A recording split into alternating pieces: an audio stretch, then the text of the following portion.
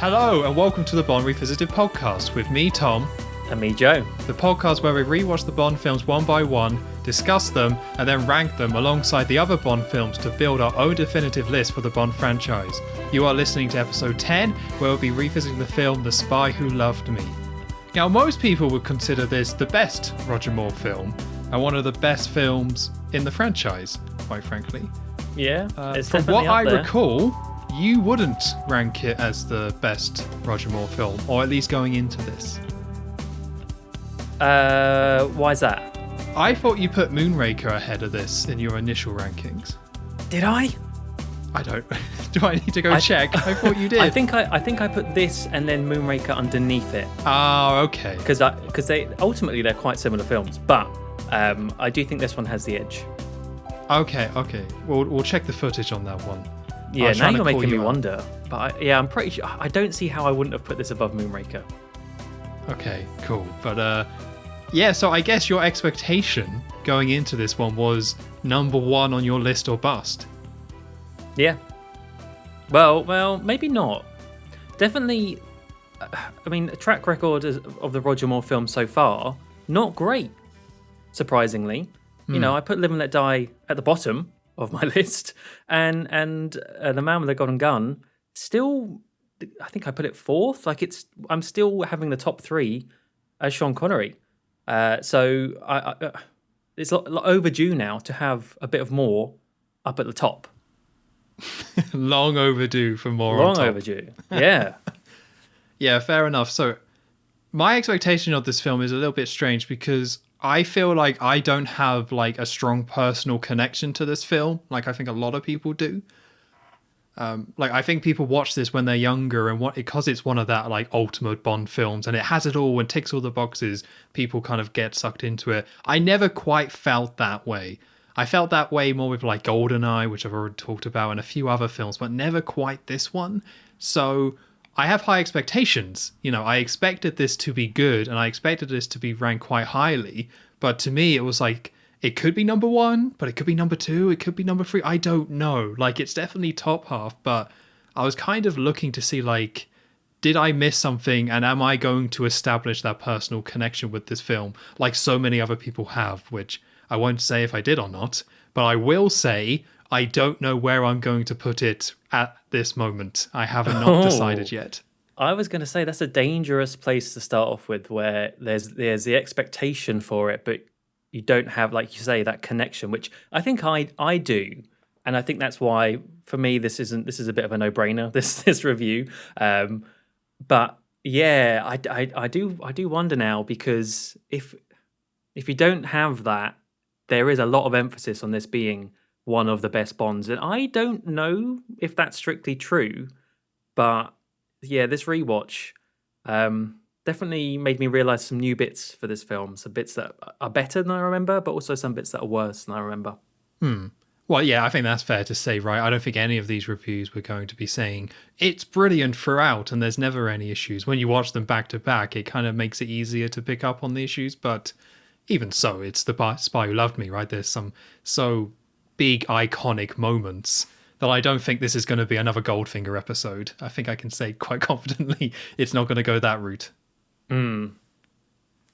Well, shall we just get into it? I mean, I guess there's a lot of history with this film, but I think we'll pick up on that as we go, because it is quite an interesting case. Is it? Well, kind of, yeah. Okay, it's a new era of Bond, Joe. Right, yeah. A lot of people just tend to forget the first two more, and we just get straight on into this one. Okay, yeah. Yeah, so we start off with the circles again, and interestingly, the theme plays the Bond theme, but it's like starting at a different point in the track. Oh, okay. So you don't get the normal, like, or maybe it is a remix, but I'm pretty sure it was starting at a different place because the song sounded different, but it was definitely still the Bond theme. So I think they've just switched that up again. They switched up quite a lot for this gun barrel sequence, because we got a new recording as well, new footage of Roger Moore doing the walk, which I was pleased to see, given how, you know, we've commented that the first one wasn't great. So they went back and actually made it so the gun fires at the right time now, which is always a good sign. Actually facing the camera rather than just off to the side. And he's also wearing these lovely flared trousers. This is the one thing I couldn't take my eyes off when it's just like such big flares. It was that time. It was the 70s. Oh, yeah. Yeah, it was an okay. I think better than the last one, him walking across. But I wasn't so convinced by the walk. But it was obviously a lot better turn and shoot. It was a very slow turn and shoot. Yeah, I think he didn't have the confidence, did he? He just wanted to, right, let's just turn and not do anything weird and shoot. There you go. Done. I mean, if we're thinking about this, the assassin that is looking at Bond in this scenario definitely had time to pull the trigger before Bond turned. But that's all right. We'll forgive Roger Moore. Maybe he just had a bit of a bad back that day or something. Yeah. I guess to be fair, like any assassin would, if he saw James Bond just walking slowly across, always had plenty of time. That's true. Yeah, episode 10, we're getting into the real stuff now, the real details. Took us long enough. Yeah. So this all fades into a sub that's under the water, and we go into the sub and see all these British Navy men and sailors. Is it a sailor if you're on a sub, or do you have to be on a boat to be a sailor? I think they're still sailors. I think so, right? I have no clue, to be honest. We'll look into that one. So a lot of sub sailors on this, and it's a British submarine, and we see all these people kind of in the cafeteria and basically looking very bored. Like two of them are playing chess, but are very bored playing chess. And while this is happening, the tea starts shaking. Not the tea. Their cup of tea starts shaking. And it's not very nice tea. I don't know how you have your tea, but to me that was like, that's just a lot of milk for a cup of tea. It did look a bit too milky for my liking. Yeah, like, I don't know what sailor life is like, if they need their calcium or something, but that looked a bit too much to me. So the tea shaking is not Godzilla attacking. Instead, it's just an alarm is going off and all the light starts flashing and all the Actually, when did the original Godzilla film come out with the shaking cup? Oh, what, the original one? Well, whatever did it first. I'm just thinking, did the Spy Who Loved Me do it first? Was it Godzilla? I thought it was Jurassic Park that did the water. Oh, I don't know.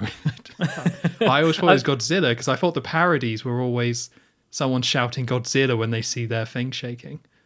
Oh, I'm sure it's quite a common trope. I don't know, though, to be honest. We'll give credit to Roger. Give him a point. Yeah, why not?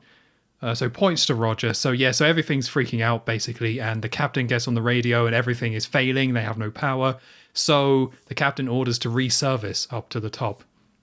And the man then checks the scope, or whatever you would call it, to kind of see what's up there while they're on the surface, and does a very loud and obvious gulp, and then just says, "Oh my God." And before we figure out what's going on, we cut away to like some sort of officer on a red phone explaining to someone, hey, we've lost a nuclear sub. So that was a nuclear sub we just saw, and something has happened to it, but we don't know what has happened to it so far.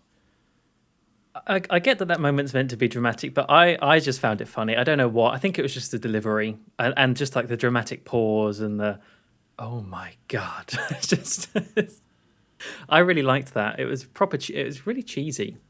I don't think you can say, oh my God, and have it actually really work as a dramatic line anymore. It's just been sucked away too much. Like the slow take off the sunglasses and be like, oh my God, it's crazy. You just can't do it. It's been done. But I mean, to be fair, like it's quite a nice teaser because we as the audience don't see what he is reacting to. So what happened? What is happening to the sub? It's it's a nice hook anyway. And then this cuts to Moscow. And we actually see Moscow text on screen. Thank God. Which is like the only time in this whole film they do that. It's something we saw in Live and Let Die, but they've done it this time again, but only once. Oh, yeah. That's right. It would have been useful at other points in the film as well, come to think of it. Yeah, it feels a little bit of a rushed editing job, being like, we didn't get any cool shots of the Kremlin, so just put Moscow on there. That'll do it. That'll be fine. And yeah, we see this man in glasses sitting at this desk. Someone who looks very official, and he's on the red phone. And I think they say how he's lost a nuclear sub as well, right? Yeah, like the Pochemkin or something like that. So basically, yeah, we saw the English officer saying we've lost a nuclear sub, and now we're seeing a Russian kind of equivalent of that, also saying we're on the red, we're also lost a nuclear sub. And then the Russian man says, I'll assign my best agent on the case. And that's Agent Triple X. That's Good their name. called. Yeah, great name. And we then cut to somebody in bed. And it's someone who looks like a James Bond type, but very clearly isn't James Bond. Too hairy. Too hairy for Roger Moore, anyway. Yeah. Oh, not enough hair for Sean. He's kind of in the middle there. Goldilocks. Yeah. Yeah, so this guy's in bed with a beautiful woman. The woman's saying, hey, stay in bed. And we see the call coming in for Agent Triple X. And the woman goes over and picks up the phone and says, I'm Agent Triple X. Not the man. What? Yeah. The old switcheroo. They got us. I kind of like this bit. I like how they found someone who just fits that James Bond. Like, he looks most like George Lazenby. Yeah, I thought that. Yeah. Like, I like that they found somebody like that, and kind of like the oh my god thing. Like, it's silly and stuff, but like, that's kind of cool. That's a nice little twist.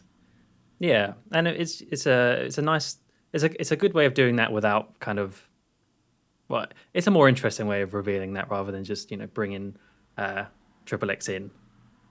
Well, it's quick as well, Yeah, which is nice, yeah. right? Like, it's giving us, it's a play on something we've already seen, and they kind of quickly get this information out of the way, because this is quite a long film. So it's nice, especially with the opening sequence. You don't want to spend on these sort of moments too long, so it's just a nice little reveal. Pretty woman is the agent, what? And let's kind of move on. Yeah. And then we're going to cut again. Another cut. This time it's M on the phone to the Prime Minister, who also says he's going to put his best man on it, which is more parallels coming in, where the Russian guy assigned their best agent for this, Agent Triple X, the woman who was in bed. And now M is on the phone saying, I'm going to put my best man on it. And he goes to Moneypenny, because he's in the office, and say, where is 007? Tell him to pull out immediately. Which we then cut to Bond kissing a naked woman on some furs in this cabin on this mountain. Yeah. It's just like, so it's such a setup for that. I mean, I know I shouldn't be surprised, but it's just like such a ham-fisted gag, that one in particular. Yeah, I don't really dislike these, but I think when you watch these Bond films back to back to back to back to back, like we're doing, they really stand out more. Like, because all of these films have them in, and especially this Roger Moore era has been all in on these sort of puns and cutaways and stuff. So individually, I don't really mind. It doesn't make me groan. But when it's so concentrated, you're just like, okay, guys, we get it. Yeah. Bond has the intercourse. We know that you can write some good double entendres. Yes, well done. Yeah, I mean, I like when it's M, to be honest, because of who M is and the way Bernard Lee plays him. Like the fact that he's so serious and that more gruff kind of guy. It works well. It's just we've seen it quite a lot at this point. Yeah. So we find out that Bond is in Austria, I believe. And as he's kissing this woman on the floor, his watch starts printing a message, which I think is another different watch.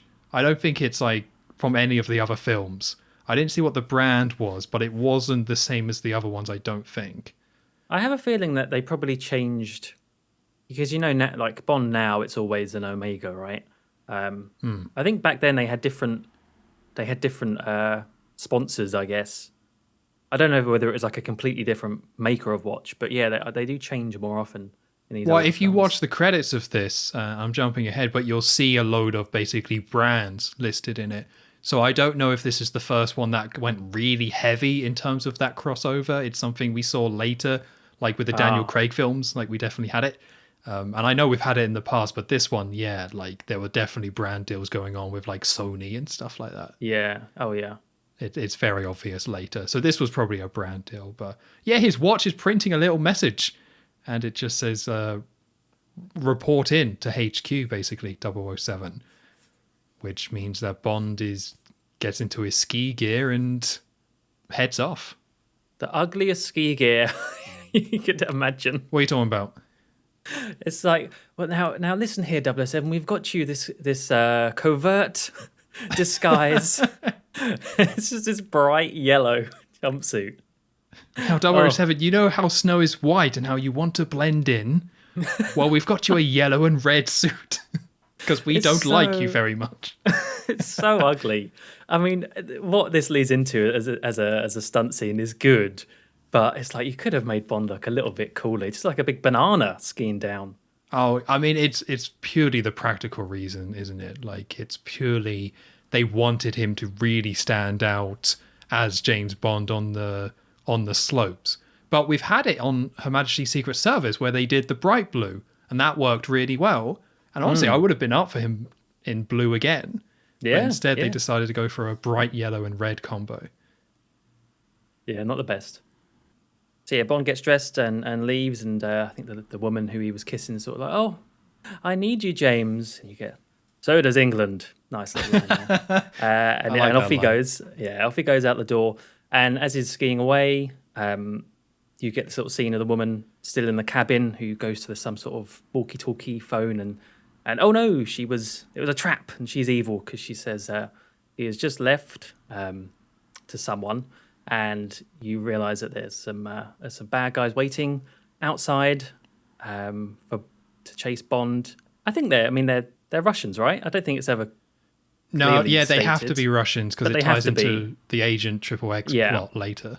Yeah, just some nasty Russians after Bond. I guess it's wrapped into whatever this mission Bond was doing at the time. It's kind of one of those things where you get a peek into what Bond was up to, like midway through something or coming to the end of a previous mission. But yeah, this turns into a ski chase. Another one. We do get a lot of ski chases in this era of Bond, I feel like. And it's quite a short one actually, and I quite like how short. And I mean, we are still in the pre-title sequence, right? So it's not going to last for ages, and it's just Bond doing a little bit of front flips and back flips and all this sort of stuff, evading these like 3 or 4 bad guys chasing after him. One thing to note though is that one of the baddies is the guy that we saw in bed with Triple X, and they kind of. I feel like they could have made this a bit clearer. I mean, they do focus on his face for a couple of shots, but it's not immediately obvious. At least to me, it wasn't. Or if you didn't know, no, I only put it together later because, normally with these Bond chases, you have a lot of people dying, the henchmen and stuff, going off cliffs or whatever. So it was odd that they picked one of them that I think Bond shoots with a rocket ski or something. Yeah. It was odd that they zoomed in on him like that, but I didn't put it together. It was the same guy as in the bed. I just put it together later, being like, oh, so that's why they focused on him. In the moment, not very clear. They needed to have given him some sort of facial scar or something. That would have done it. Something a bit more noticeable. Make him Knick-Knack. Have Knick-Knack come Yeah. back. Yeah. Give him just everything combined. Give him like the eye scar from Blofeld and metal teeth, and then you will really know who it was. But yeah, he gets shot, as you say, by Bond using this kind of, what are they called, ski sticks? I don't know what they are, what you use to ski with, and it turns into a little kind of harpoon gun thing, which is kind of a nifty little gadget. And again, it kind of, the film really points out this guy, kind of a little close-up of him as he's there, his dead body. And eventually Bond does get away. He skis up towards the edge of a cliff, and I should kind of point out that all meanwhile throughout this, you're getting what ends up being quite a commonly used theme in this film, which I think is it called Bond 77? This particular track where it's like a sort of groovy disco Bond theme, which is really it's a good theme. I would argue it's a bit overplayed in this film ultimately, but it's kind of got this really great ending where it's sort of dramatic notes, and just as Bond is about to jump off the edge of a cliff, just like the music suddenly stops, and you just get this pure silence, pretty much, apart from sort of the sound effect of the wind as Bond is there falling off of this gigantic cliff, which of course was a stunt done in real life. Some guy actually did this, which is just mad. And you think, oh no, what's going to happen? He's falling, and then right near the end, the parachute opens. There it is, a Union Jack. The Bond theme kicks in, And that's it. That's the end of the pre-title sequence. Oh, it's great. This was a good one, wasn't it? There's really, I mean, this is like up there. This is what people talk about when they say like, pre-title sequence stunts. I just think this was really, it was just done almost to perfection, I'd say. The music and then the stopping the music and just having, it was so good. I think for me, this combines everything I kind of wanted in a sequence that I kind of saw elements of throughout these films, but they never got put together in this way, where we get a ton of plot set up, but it's very quick and to the point, and you get the sub scenes and stuff and things that tie into the actual film to kind of get out the way, and we actually see Bond on a mission, but that mission, it actually is connected to what happens in the rest of the film, so it doesn't quite feel so pointless. But at the same time, it stands on its own as like a cool action set piece of him being chased and then jumping off the cliff, as you say. And that cliff jump is really impressive.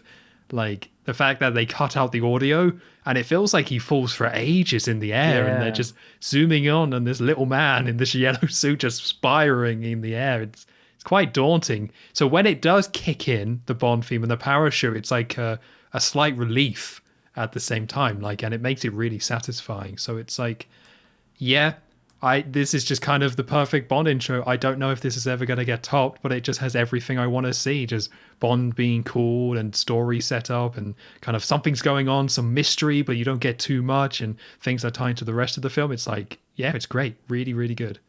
Yeah, that's exactly, I just put it was pretty much perfect. I think that having that one, and it is kind of one continuous shot for the most part, of this ski jump, and they clearly knew what they had there.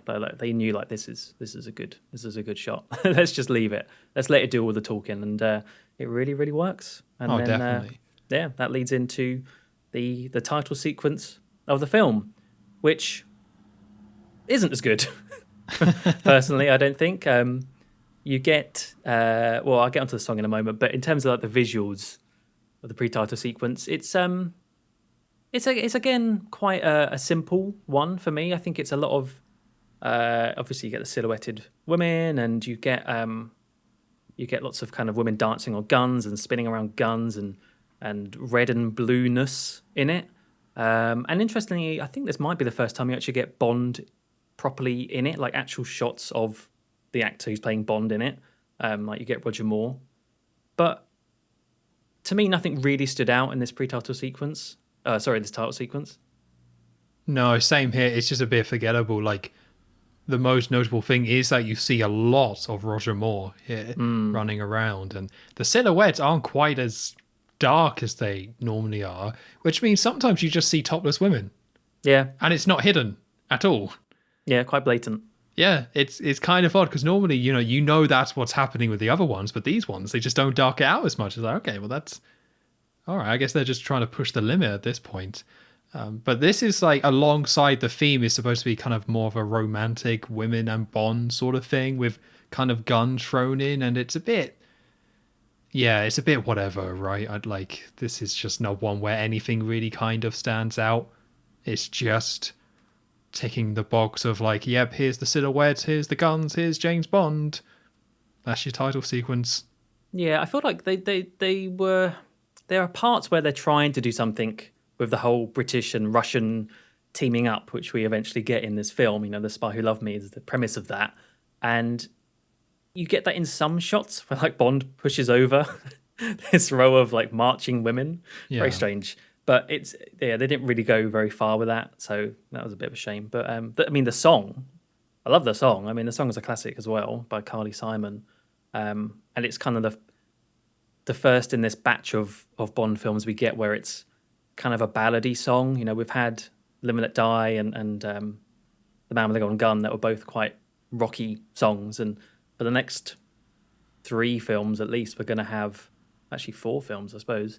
We're going to have kind of a bit more slower and a bit more ballady songs, and I think at least for this first one, it's a great Bond track. I do like this one.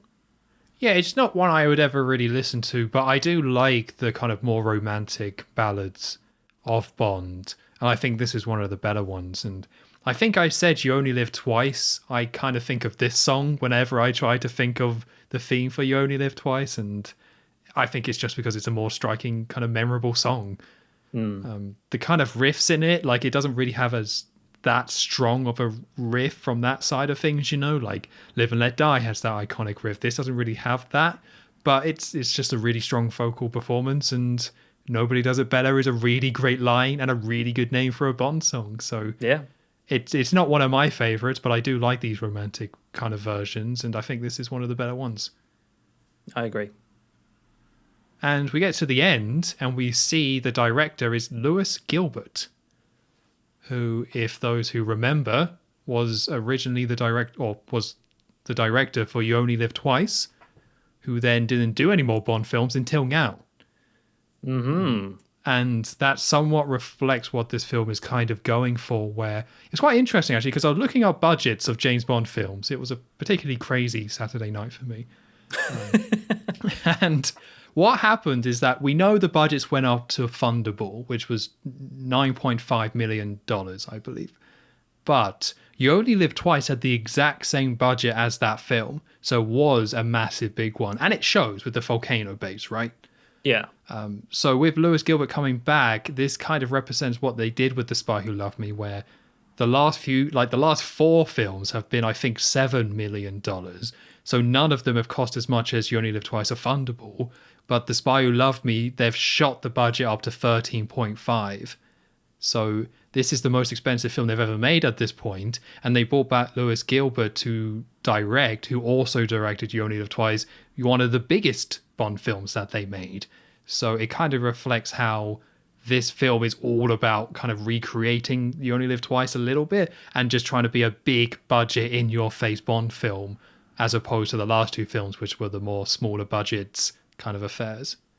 Yeah, I think I read that at least for the film before this, the Man with the Golden Gun, it didn't do as well in the box office. So I'm guessing their thoughts was, we've got to spend some money to make money now. Like, we've got to get back to that sort of thing with You Only Live Twice and Thunderball, so amp up the budget. And maybe Lewis Gilbert just knows how to spend money. He's just very good at spending money. Yeah, but it's one of those things that it's quite interesting, because we talked about Diamonds Are Forever, how that was bringing back a formula that had worked really well for them before. Yeah. And it seems like they're doing it again.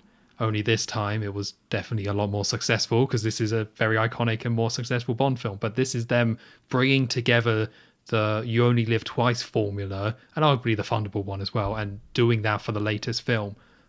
They kind of didn't learn their lesson with Diamonds Are Forever, but this time it paid off, which is nice. Yeah. Yeah, and it's not the first time they'll do this as well. I think it's kind of one of those things in the Bond franchise where they'll have these like a run of good films, and then a couple will falter, and then they'll have to fall back a bit on what they know, and then the cycle just repeats over and over again. Yeah, it's just interesting, because I know the more modern examples of it, but it's interesting to see them do it here, and how sometimes it really pays off, and then sometimes it doesn't really pay off. It's interesting that they can do this same approach and have it work sometimes, but not other times. Yeah. So this all leads to that Russian man that we saw before, the one with the glasses who ordered Agent XXX around. So I always put him as Russian man with red phone, because wherever he is, he has this really bright red phone, like something from Deal or No Deal next to him. Oh my God. You have the most interesting note-taking names. I'd love to see your notes sometimes. Like, surely it would be easier just to put Gogol, right? I didn't pick up on the name. I just missed these names when they're not English names, I'll be honest. Gogol is the first time I'm hearing that, I swear. Oh, okay. Fair enough. And now I want to see him in Deal or No Deal. Who's the banker then, I wonder? Oh, maybe he is the banker. That would make sense. Yeah. There we go. So the banker brings Agent XXX in, and she's in her full Soviet gear. Do we hear her name at this point, or is that later? I think we do. And hang on, what is her name? Amasova. Anya Amasova, yeah. Yeah. So we call her Anya from now on. All my notes do say XXX because it was easier to type, but Anya is what she's called, and this is a very Soviet-looking place. I saw a picture of Lenin in the background. I'm like, wow, they're really hamming up this Russia thing. But he basically briefs her saying, a nuclear sub has gone. We have a lead for where it might be in Cairo, in Egypt. And then he brings up the fact that the man, the not George Lazenby man, has been killed on the mission. And like, you're probably quite sad about it. But she says, I'm fine, I'm going to carry on. I'm paraphrasing here. This is quite a short scene. But yeah, he's aware that she might be upset because of the man got killed, who we know was the man that Bond killed. Although I was quite confused by this scene because I assumed that she knew James Bond was the one that killed the guy. But of course, the guy doesn't say James Bond killed him. He just says a British agent or something like that. Yeah. But I found it quite odd that she didn't piece together the fact that it was Bond at this point, because that just seems like a very logical assumption, especially seeming what we've just seen in the film. You'd think so, wouldn't you? Yeah. One thing I will say about this scene is it makes the KGB seem like quite a nice place to work. Like, I don't know. They seem very like considering about this, about how, you know, like, oh, it's not gone unnoticed that you and this man were more than just friends. It's like, oh, you know, how nice of the comrade general to point this out and think about her like that. Well, I'm sure Anya filled in the official forms, the relationship forms in the workplace. Oh, I'd hope so. Got it all cleared and above board. Yeah, you got to follow orders now. Come on. You don't think M brought Bond in and saying, yeah, sorry, your wife's dead. Are you okay? Yeah, I can't see that happening. Yeah, they didn't put that scene in Diamonds Are Forever, oddly. So then we cut to Bond in a helicopter. This whole transition is all about them talking about, because she's all like, I would very much like to meet the man that killed my other half or boyfriend or whatever you want to call him. And that cuts to Bond in a helicopter, kind of putting the two together. Again, it's odd that she doesn't figure it out, considering how the film is so heavily shoving it in your face. But never mind. And Bond lands on a ship cruiser, and he's in his full naval gear, which is always a pleasure to see. Yeah, I do think, I mean, we've seen this a couple times before, but I do think Roger Moore pulls it off best, this outfit. This looks great. Is this... Yeah, because we've only had 3 Roger Moore films, and I think this is the second one where he goes all Navy commander gear. Yeah. Which I'm here for it. Like, that's great. And he straight away gets greeted by Q, because Q is there. Remember when Q used to stay indoors? And, like, Q goes travelling more than Bond now, I feel like. Yeah, he's not far behind. Because you have to imagine, you know, there are other 00 agents. Q's probably getting flown around everywhere to go give them their gadgets now. Busy man. Yeah, he must be. Yeah, that's a good point, actually. What about 003? Like, what's going on with him? Q probably just FedExes that one and so I got to go and see Bond on a ship. So I got a little bit lost about who everyone was in this scene. Oh, God, yeah. Yeah, so Bond's on this ship and is basically kind of being briefed about what's going on with the nuclear sub and things like that. But there's a load of like official men. One of them's like a minister or something like that, and gives Bond a tube for some reason. I got really lost on this. It's just lots of old men just going like, basically. Yeah. This whole scene. That's how you can basically summarize this scene. Yeah. Do you know any of the details here? So, as far as I know, yeah. So Bond is there with, I think, the Minister of Defence, because I recognise he comes back, that guy, in a later Bond films. I definitely recognise that character. Minister of Defence, and there's another guy who I think is in the next M after the current M. So I guess this is sort of like what he did before he became M, which is kind of cool. He's like the admiral in this scene. And they're there to tell Bond, yeah, as you say, about the sub, and the captain, or some sort of captain, is there as well of a submarine. And they basically bring out this big machine in a really overly complex way. Like, it has to, the doors slide open and it has to like come forward from the wall, and on it shows the path of the sub that's gone missing. It's not a flight path. It's not a plane. What do you call it? Like the scuba path. the ship path of the submarine on a map. And yeah, this tube that Bond has, it's got a tracing which he overlays on top, and it's, hey, look at that, it's the exact same line. So clearly, details or someone is finding out information about their subs and their tracking systems and being able to compromise their positions, basically, is what is being revealed in this scene. And obviously, that's a big kind of defense worry for everyone in this room. That's when they all go, no, that can't be possible, and blah blah blah. And I love when like they kind of set up Q to be this character that just sort of like juts in at the wrong time, or just juts in really awkwardly, because they've done it in a couple scenes before. But again, they're all saying like, oh, that's impossible that someone could track our subs like this. And then he goes, well, actually, no. And leans in and goes, it's quite simple, really, and explains how, you know, they can track subs just like they can track missiles using the heat of the wake or something, some mumbo jumbo that poor what's his name, the actor that plays Q, like one of these big rambles that he's had to rehearse and remember, full of like scientific gobbledygook.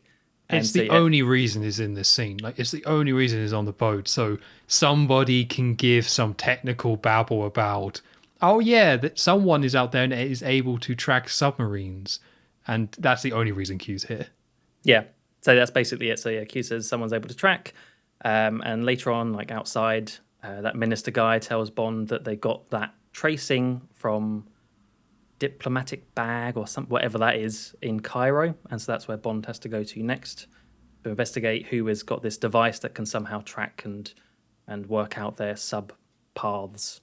But this is what makes it this is what makes it so confusing, though, because the man who gives Bond that like tracing is someone you've never seen before, but kind of works with M, I guess, or works in this department with Bond.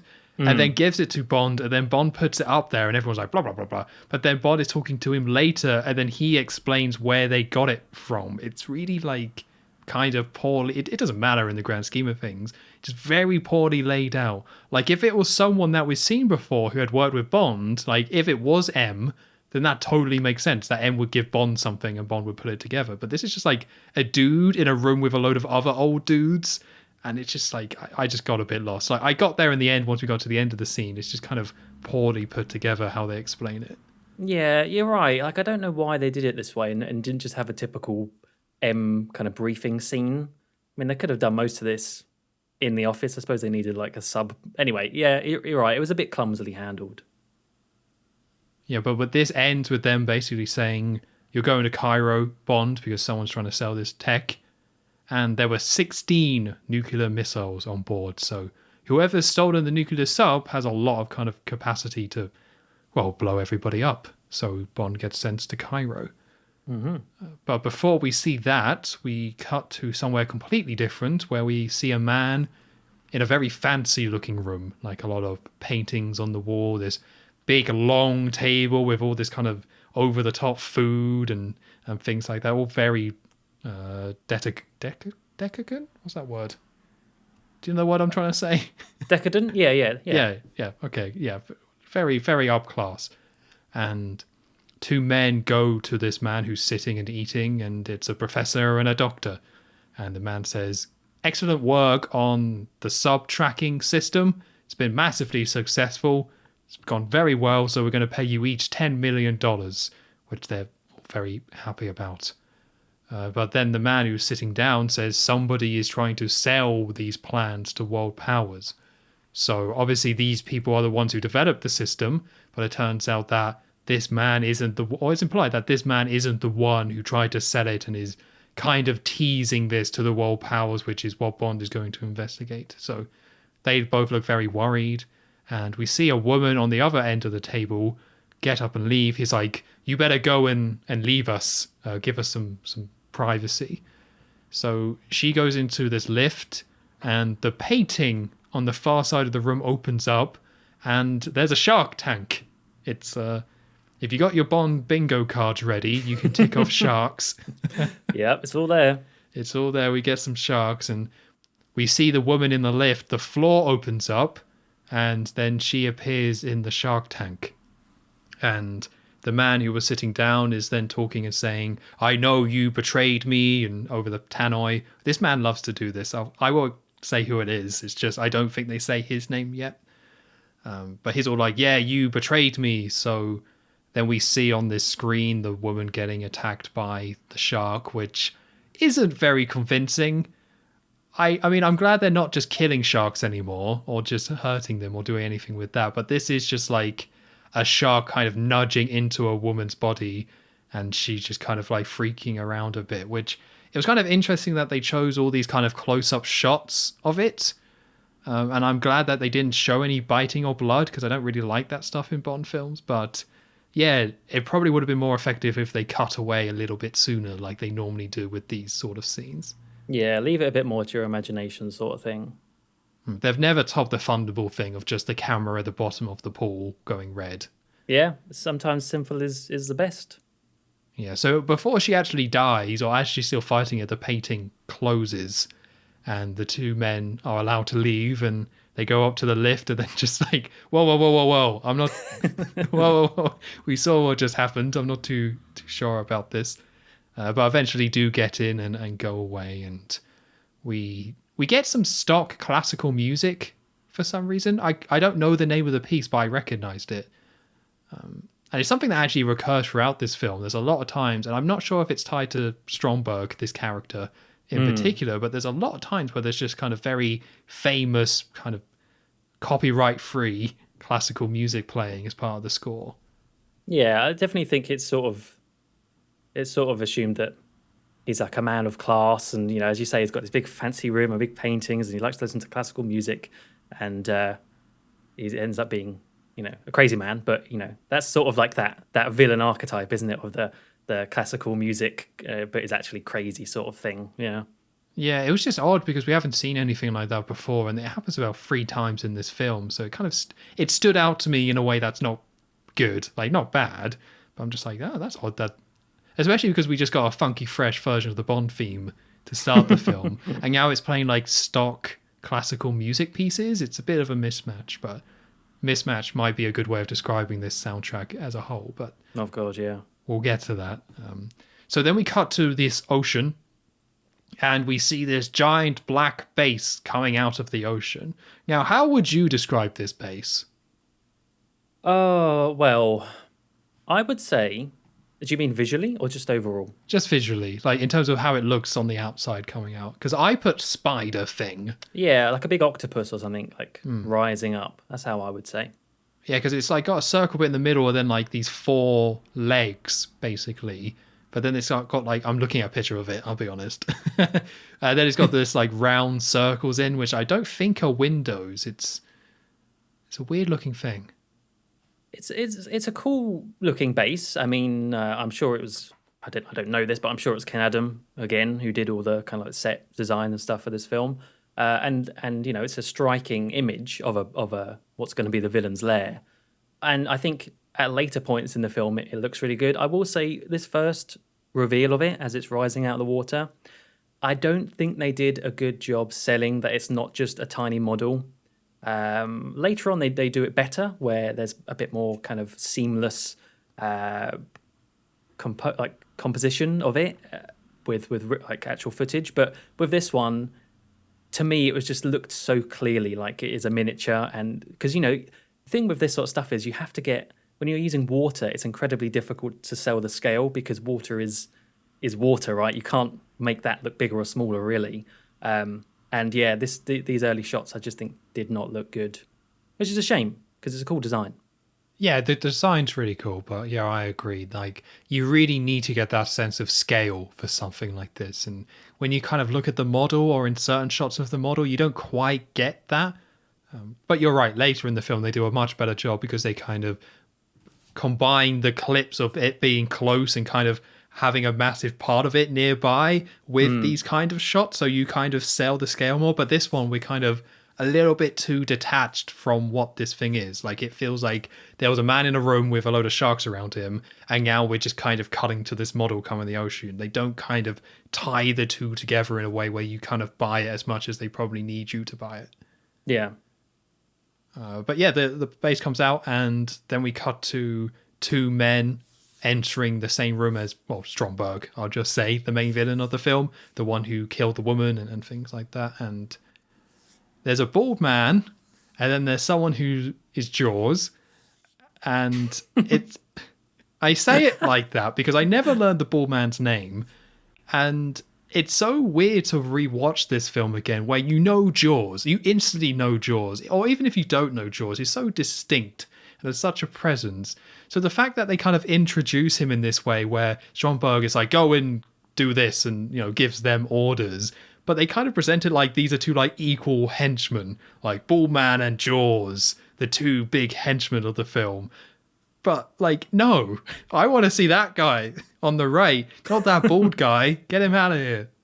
Well, he does say to the bald guy. I love how we're just calling him bald guy. Yeah. It's not Blofeld, by the way. I think he does say to the bald guy, like, follow Jaws's orders.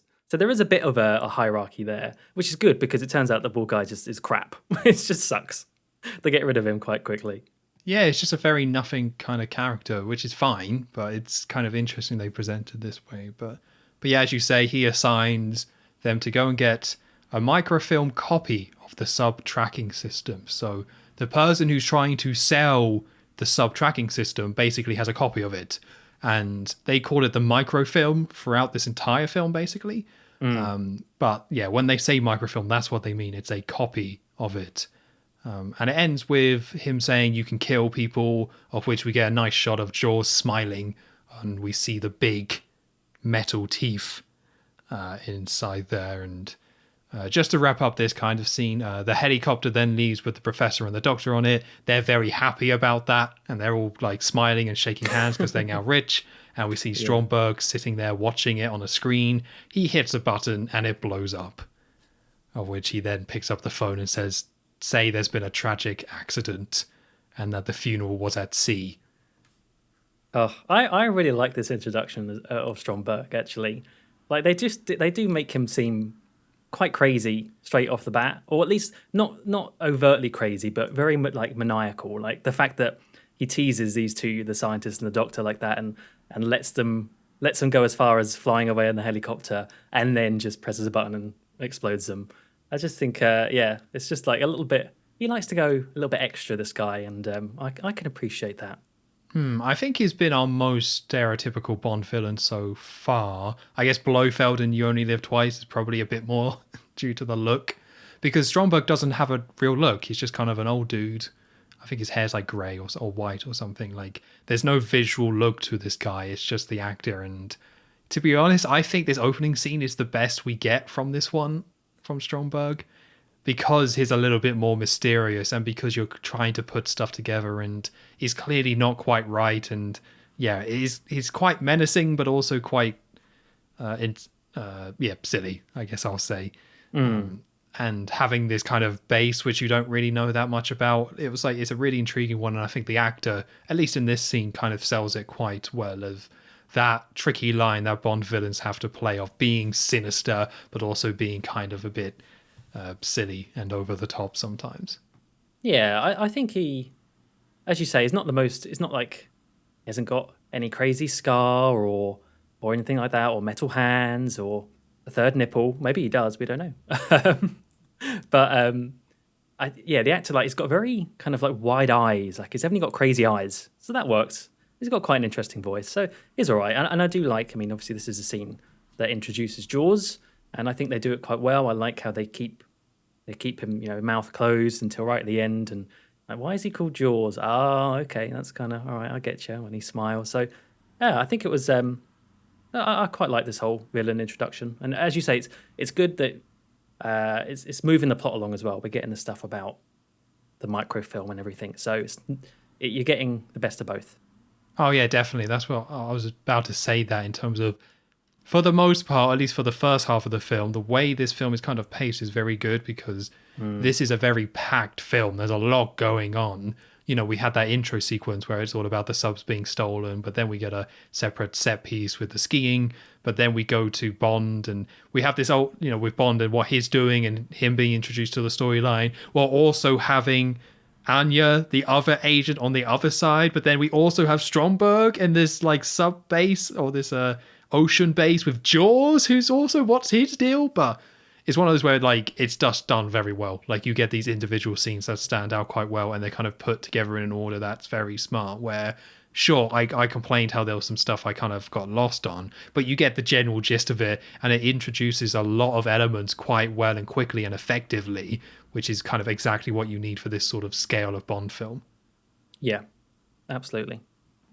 So after Stromberg blows up the scientists, we move on back to Egypt. Well, not back. This is the first time in Egypt, and we see like we really are in Egypt because like the first shot you get is Bond on a camel in like the full garbs of stereotypical Egyptian person. I don't know. I didn't know how to feel about this. I mean, it's not the first time we've had Bond sort of going all in to a country's sort of cultural look, but it did seem a little bit silly to me. Like, why does he have to be dressed like that? But anyway, I didn't mind it too much because there's at least a practical reason to it as opposed to some of the other ones. I guess so. Yeah. Maybe that's not. Yeah, maybe that's not enough to justify it. But yeah, like he is a white dude in a desert. Like, wrap that man up. Get me some sun cream now. Yeah. But yeah, he is on a camel with a guide, and they reach some sort of like, I want to say, is it harem? Is that what it is? Like I don't know. It's some sort of oasis, isn't it? Like I don't think you see any water, but there's a ton of trees. Like it's a big tent basically with loads of cushions and women inside and a man. But one thing before he gets in there, I will say camels sound terrifying. Like he goes and parks his camel, and there's the most hideous sounds coming from these camels. They sound like something out of Star Wars, I swear. That's probably where they got it from, honestly. Probably, yeah. They really make some horrible noises. But anyway, Bond goes into this tent and meets this man inside. And at first it's sort of a kind of like mysterious kind of vibe, like, oh, what's this? Is this guy good or bad? What's going on? And Bond introduces himself, and very quickly this man's expression changes, and he ends up being nice and friendly. And it's apparently, I guess it's just an informant that Bond knows of here in Egypt, but I get the impression that there was some sort of history between them because he says something about Cambridge, I think. Yeah, he knows a lot about Bond. Yeah, so I guess maybe they were at Cambridge together or something like that. But anyway, Bond's there obviously to ask about the microfilm and how we can find the person who's trying to sell it. And the other guy, this is where you get a lot of names. As we've said, the film's doing quite well in terms of plot, but more like they introduce two people at this point, where one of them is Bond has to go find someone called Max something. I've immediately forgot his name. Max Kalber. No idea. Idea. He has to find someone called Max Kalber, but before he can find Max Kalber, he has to find someone called Fakesh for some reason, who's like a middleman in all of this, like, secret black market trading on the microfilm. That's basically all the scene is. It's just this guy telling Bond to go find Fakesh, go to his apartment. Although, of course, it does end with yet another terrible line, because Bond's like, I've really got to go now. And this guy's, no, please stay, stay the night here. And Bond's like, no, I really should. And he goes, and the other man's like, well, okay, if you say so. But then brings out, I think, like one of his numerous wives. It's kind of suggested, who's holding a rose, obviously this beautiful woman, and Bond looks around and he's like, you sure you can't be persuaded to stay? And then you get this line which is like, oh, and Bond says, when one is in Egypt, one must delve deeply into its treasures. I'm just like, oh my god. Yeah. Oh my god, that's just like, oh. It's one of those where you like to think with Bond that he is making them up on the spot, but this one is such a, like, if he did, like, well, surely he didn't. Like, the positively shocking one, I can believe somebody might see a load of sparks and be like, that's shocking, and say, shocking, positively shocking, right? Like, yeah. I think that's what helps make it effective. You believe in that moment he made it up. A lot of these Roger Moore ones, nah, mate, he had that written on his hand, like, just in case it came up. I like to think he has a whole book of lines for different situations. He's like, oh, that's a good one. I'll write that down for later. He was just on the camel flicking through, like, what can I use? Treasure. Brilliant. Oh, that got a big groan from me. But anyway, that's the end of the scene. We move on afterwards to There is Bond. something about that scene, though, Joe, that you missed. Is there? Is there something? So this is the first time that we hear Vodka Martini get tied to Roger Moore's Bond. Oh, really? Yeah, so the man, when he's talking about Cambridge and stuff like that, he offers him a vodka martini. Now, I don't think he Oh, says shaken, not stirred. He might do, but yeah, it's something quite interesting about this film because, they intentionally stepped away from that drink and the shaken, not stirred thing for Roger Moore, but multiple times in this film it comes up. And this is the first time. He's like, do you want a vodka martini? And that's when Bond is like, no, I want information and I need to kind of go soon. I guess there you go. Like we're saying now, they're going back to You Only Live Twice. They're going back to familiarity, and yeah, there it is in action. I mean, if they were really going back to that film, they would offer to him stirred, not shaken. But Yeah, that guy comes back. Well, I can't remember his name now. that's Henderson. Henderson. Yeah. He needs to come back. I don't care if he was stabbed in the back. Comes back with like a hump or something. Yeah. Anyway, so yeah, Bond cuts to Bond in. This is where I said, like, we need more text on screen. I presume this is just Cairo now. Yeah, some sort of city anyway. And Bond is there at Fakesh's apartment, at his house, walking through some streets to get there. And as he's doing this, you get some very extreme close-ups of some eyes watching him. So he's clearly being followed. Someone's on his tail. But he just enters into Fakesh's home because no one answers and the door's open. So he walks on in and starts to have a little look around. No one seems to be there. He takes note of a photo of Fakesh, so he knows what he looks like. There's one sort of on the side. And then all of a sudden, another beautiful lady walks in and kind of very sultry and, oh, what are you doing here? And obviously Bond is there to find Fakesh, so he's asking her about him, and she's being quite coy and not really revealing much, and is clearly trying to keep him distracted. I never really got whether she was overtly working for like the henchman, who is like the one who's following him in the scene, or like how wrapped up she was in this, because she seems to be covering for something, but then she also seems to be surprised when the bad guy's there. Did you understand any more about that? Or I didn't really get it. I don't know. Yeah, I didn't understand if she was tied to the bald man or tied to the guy that Bond is trying to find. I would assume that Fakesh or whatever his name, I was assuming she was tied to him, but then why would she be there if that's the case? Just leave. Like, I don't know. Yeah. I would assume that she's... Yeah, I don't know. It doesn't make sense. It's weird. Anyway, so they start kissing. Obviously, I think I can't remember. There's another kind of groan-worthy line about desserts or something, like something about food and needing desserts, and they start kissing. And as they're doing that, you get the person that was watching Bond. He's up at the back through this sort of grate and is about to shoot Bond, and the woman sees this out of the corner of her eye and screams, and so Bond turns around and uses her as a human shield, and she gets shot instead. He just throws the body to the side, dumps her to the side, and chases after the person who just tried to kill him, which leads into a fight scene with the bald guy. I wrote down his name, actually. So it's on this page of notes. His name was Sandor, by the way. Sandor. Yeah, Bond catches up to him, or I think he like jumps out at him, and they end up having a fight scene on the roof of these houses. And I really didn't have much to say about this fight scene. I didn't really think it was very good, which is a shame because I remember, this is one of those scenes that in my head, I remember being better, or at least kind of cooler. But yeah, it's just kind of a bit of a slow and cumbersome fight on the roofs. Nothing really, to me, interesting happens. Like, there's no great stunts or anything. It's just the usual.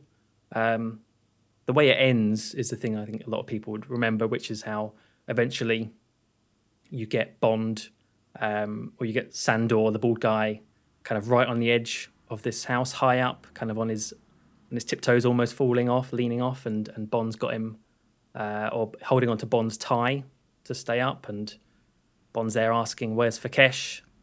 and kind of teasing him with it whilst he's nearly falling off, and eventually he kind of gives in and says he's at the pyramids, and then Bond just sort of like chops away the tie, his grip on the tie, and the man falls down. falls down to the ground. And I remember that scene being a lot cooler, like a bit more of Bond, like being a bit of an actual like assassin and the killer. But actually, it wasn't that good. Maybe I'm getting mixed up with the scene in For Your Eyes Only. But yeah, it wasn't great. Yeah, I don't know if I would say this is the worst scene in the film, but it's definitely up there, which is more saying that the film is pretty good. But yeah, this whole thing was just really lame. The main thing I like about it is that we get a really good sense of kind of Cairo and Egypt as well, because we get a lot of Egypt in this film. It ticks that box for me in terms of like really setting a place. So this scene overall works well because we see Bond going through the streets and we see him going to an Egyptian home and then goes onto the rooftop. So you get nice views there. So I really like it from that perspective that we get to see the city from another light, like during the day. But the actual scene itself was just bad. Like when they go and run away, like when Bond is chasing the guy, it's more like a light jog than an actual kind of chase. It's like very sportingly. Yeah. And when they're fighting, I think the actual fight is just kind of bad because it felt like each move they make was happening like independently of all the other ones. Like it was very obviously choreographed and put together, but it was like there was no flow to it. It was like, let's have this move, and then that stops, and then they're like, right, let's do the next move now. There was no like going into each of them to make it one cohesive fight. It's just all these kind of awkward moves that feel so separated. And once again, we get no music for a lot of this. So the fact that it feels like a slow fight and there's no music in the background, we just get car horns and stuff like that. Yeah, it's just bad, just really bad. Like it's short, so it doesn't bother me, and I do like the tie ending bit, but yeah, just an awful fight and kind of setup. I feel like there could have been a better line. I can't remember what the line is now. When he does let him go off of his tie and he falls down, I think he just says something like, "What a helpful chap," or something like that.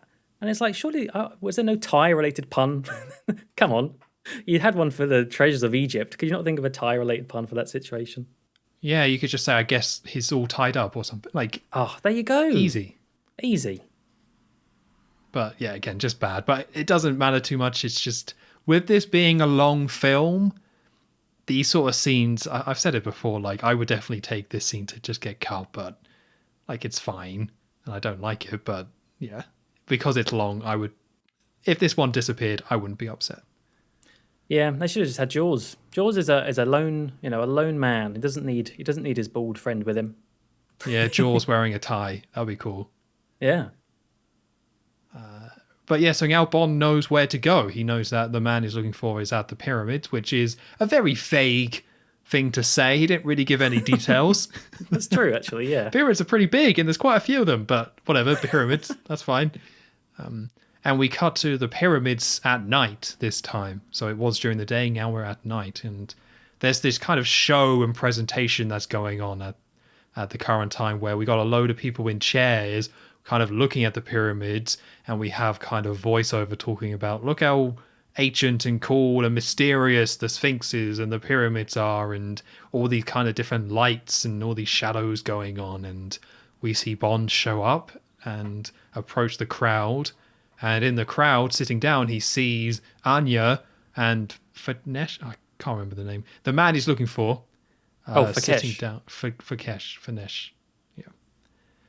Yeah. Sitting down and talking. So Bond decides to sit nearby and kind of watches them. And as part of this kind of show, because the show also has like music tied to it as well. So something they do throughout this scene is kind of sync up the music that's meant to be happening, in this scene with other kind of moments. And we get multiple times where we see that Jaws is nearby and he gets lit up. Like initially he's quite dark, but the lights from the show lights him up. And then we get this big musical swell that kind of plays at the same time. And I don't quite know what happens here because the guy gets nervous and wants to leave. And I think it's somewhat implied that maybe he saw Jaws, but maybe that's not correct. The way I saw it is that when you do get that light effect on Jaws and he lights up and you get... I wrote down that it sounds like a Doctor Who sound effect. I really did not like that musical. It just didn't... It really seemed just to stick out to me. It sounded really sci-fi to me. But anyway, But the fact they do it twice as well is what really irked me. But yeah, I think my impression is like when that happens, that's like him seeing that, so that's why he gets all panicky. That's what I thought so too, but then I don't know where Jaw is actually located in this scene because he's just so separated where his shot is. That is true. They don't give a good idea of kind of location. Yeah. No, so the man leaves and runs away, and Bond follows the man who kind of goes into the dark because they're kind of out in the desert, basically. And so he goes off away from the show, and we see Jaws getting lit up again and another swirl, and Jaws also starts following the man. And Jaws is wearing this big blue jacket suit that just doesn't fit him. It's just too big. It must be hard to find clothes when you're like 10 feet tall. Well, that's what I'm thinking, right? Like, he's such a big guy. Do you actually know his height? Is it 7 foot? Yeah, I mean, it's got to be up there, right? Yeah, like, he is a huge guy. So it kind of... I wonder if they put him in this huge jacket suit to make him seem smaller, because it is comical that they managed to find such a huge man a suit that is too big for him. Oh, maybe he just likes it airy. You know, he's in Egypt. He doesn't want to be constricted. I feel like this jacket is where most of the budget went, like on the fabric. But that 13 million, most of it went towards that jacket. Yeah, they had to have a whole team of people just sewing non-stop for weeks. But yeah, I mean, it adds... I like it because it's weird, and Jaws is kind of an odd presence, and it's interesting at the start of the film because everyone knows Jaws' iconic look, right, with the white shirt and what are they called? Things that go over the shoulders. Braces. Yeah. Yeah, like everyone knows that look, but he starts off, he doesn't really look like that, and seeing him like this in this baby blue jacket, it's like it works because Jaws is an odd guy, and it almost makes it more menacing that having this person in this kind of odd jacket slowly walking down. So this leads to Jaws chasing the guy, and the man finds a metal gate, and he opens it up and locks it with a chain, and Jaws approaches the gate, goes to open it, he can't, so he decides to get his teeth out, his metal teeth, and bite into the chain and completely breaks it. And it turns out that inside that room is actually just completely closed off, so the man is now stuck, and it's just Jaws and this guy. So Jaws goes up to him, doesn't say anything, and that's kind of Jaws' thing, that he doesn't speak. It's something I actually didn't pick up on until right towards the end of the film. Like, I never thought like Jaws doesn't talk too much. I just never thought about it, but that is part of his gimmick. He doesn't talk. Yeah. I mean, we'll see in the next film that that's one of the big kind of moments is when he does talk. Yeah, but I only put that together right at the end. Like, at this point, I didn't really think about it. I just thought, why would he talk? He's just coming to kill the guy. He's the way he looks is like he doesn't need to, right? I mean, he's visually striking enough, and you get the idea he's not a good guy just by how he looks. Sorry, Richard Keel. Like, I like the idea of watching this film and being like, he's not a good guy, is he? It's like when like when your mum watches it, like, I don't like him. He doesn't seem very nice. But yeah, so Jaws basically grabs the guy and very slowly bites into his neck, which kills him. So you don't see anything. There's no blood. You don't really see any mark. He basically just kind of snuggles his neck a bit, and then the guy falls to the ground. Oh, that makes it sound quite nice. Yeah, which always kind of creeped me out a bit more. Like, when I was younger, I was very creeped out by Jaws. And it's not because of the way he looked, it's because of this way that he killed people. Like, the idea of somebody biting into somebody's neck and they die. And I think the fact that they don't really show it, they just show him kind of going towards the neck, and then he just collapses. I'm like, that's... Like, my imagination filled in the gaps in a way where I was like, yeah, Jaws is kind of crazy. Like, I found Jaws very intimidating when I was a kid. I mean, I gotta say, this whole scene, apart from the terrible Doctor Who sound effects that I mentioned about, this whole scene of Egypt tonight at the pyramids and the light show, and the darkness and the colours of the lights and the voiceover that you're getting throughout all of this. Like, as you say, there's this narration from the light show, like this really kind of like stern voice that's giving this long spiel about, I don't know what it is, but, you know, going over all the top of this. I think it's great. Like, this is definitely for me one of the standout scenes of the film. Just really well done, and I love how much they lean into Jaws being sort of this universal horror monster, like Frankenstein or I guess Dracula with the way he kills his enemies. Yeah, I mean, there's a bit of both there, really. But like, he even looks like Frankenstein, really, like the very harsh and like lines of his face and everything. It's just great. I think it's really, in terms of using kind of like lighting and music as a way to emphasize a scene, it's one of the best, I think, in any Bond film so far we've seen. Completely agree, 100%. Like, it's such a smart and well done version of that whole, something you see in a lot of films, but I don't think we've seen that much in the Bond franchise so far, of a show is going on and is happening and everyone is just watching and enjoying the show, but like the real horrible stuff is happening nearby and everyone is blissfully unaware. Like, it's one of the best kind of versions of those scenes I've ever seen in a film, and it's something that you see a ton of, and I like the concept, and this is just that concept done really, really well. Like, the music is so loud, the narration is so loud, and the narrator has such the right tone where he is trying to be like big and mysterious, but it comes off as so creepy when you're kind of disconnected from the show. And the fact that it's like out in the open in this desert, like, that's so smart to do it like that, because it's got this isolation to it.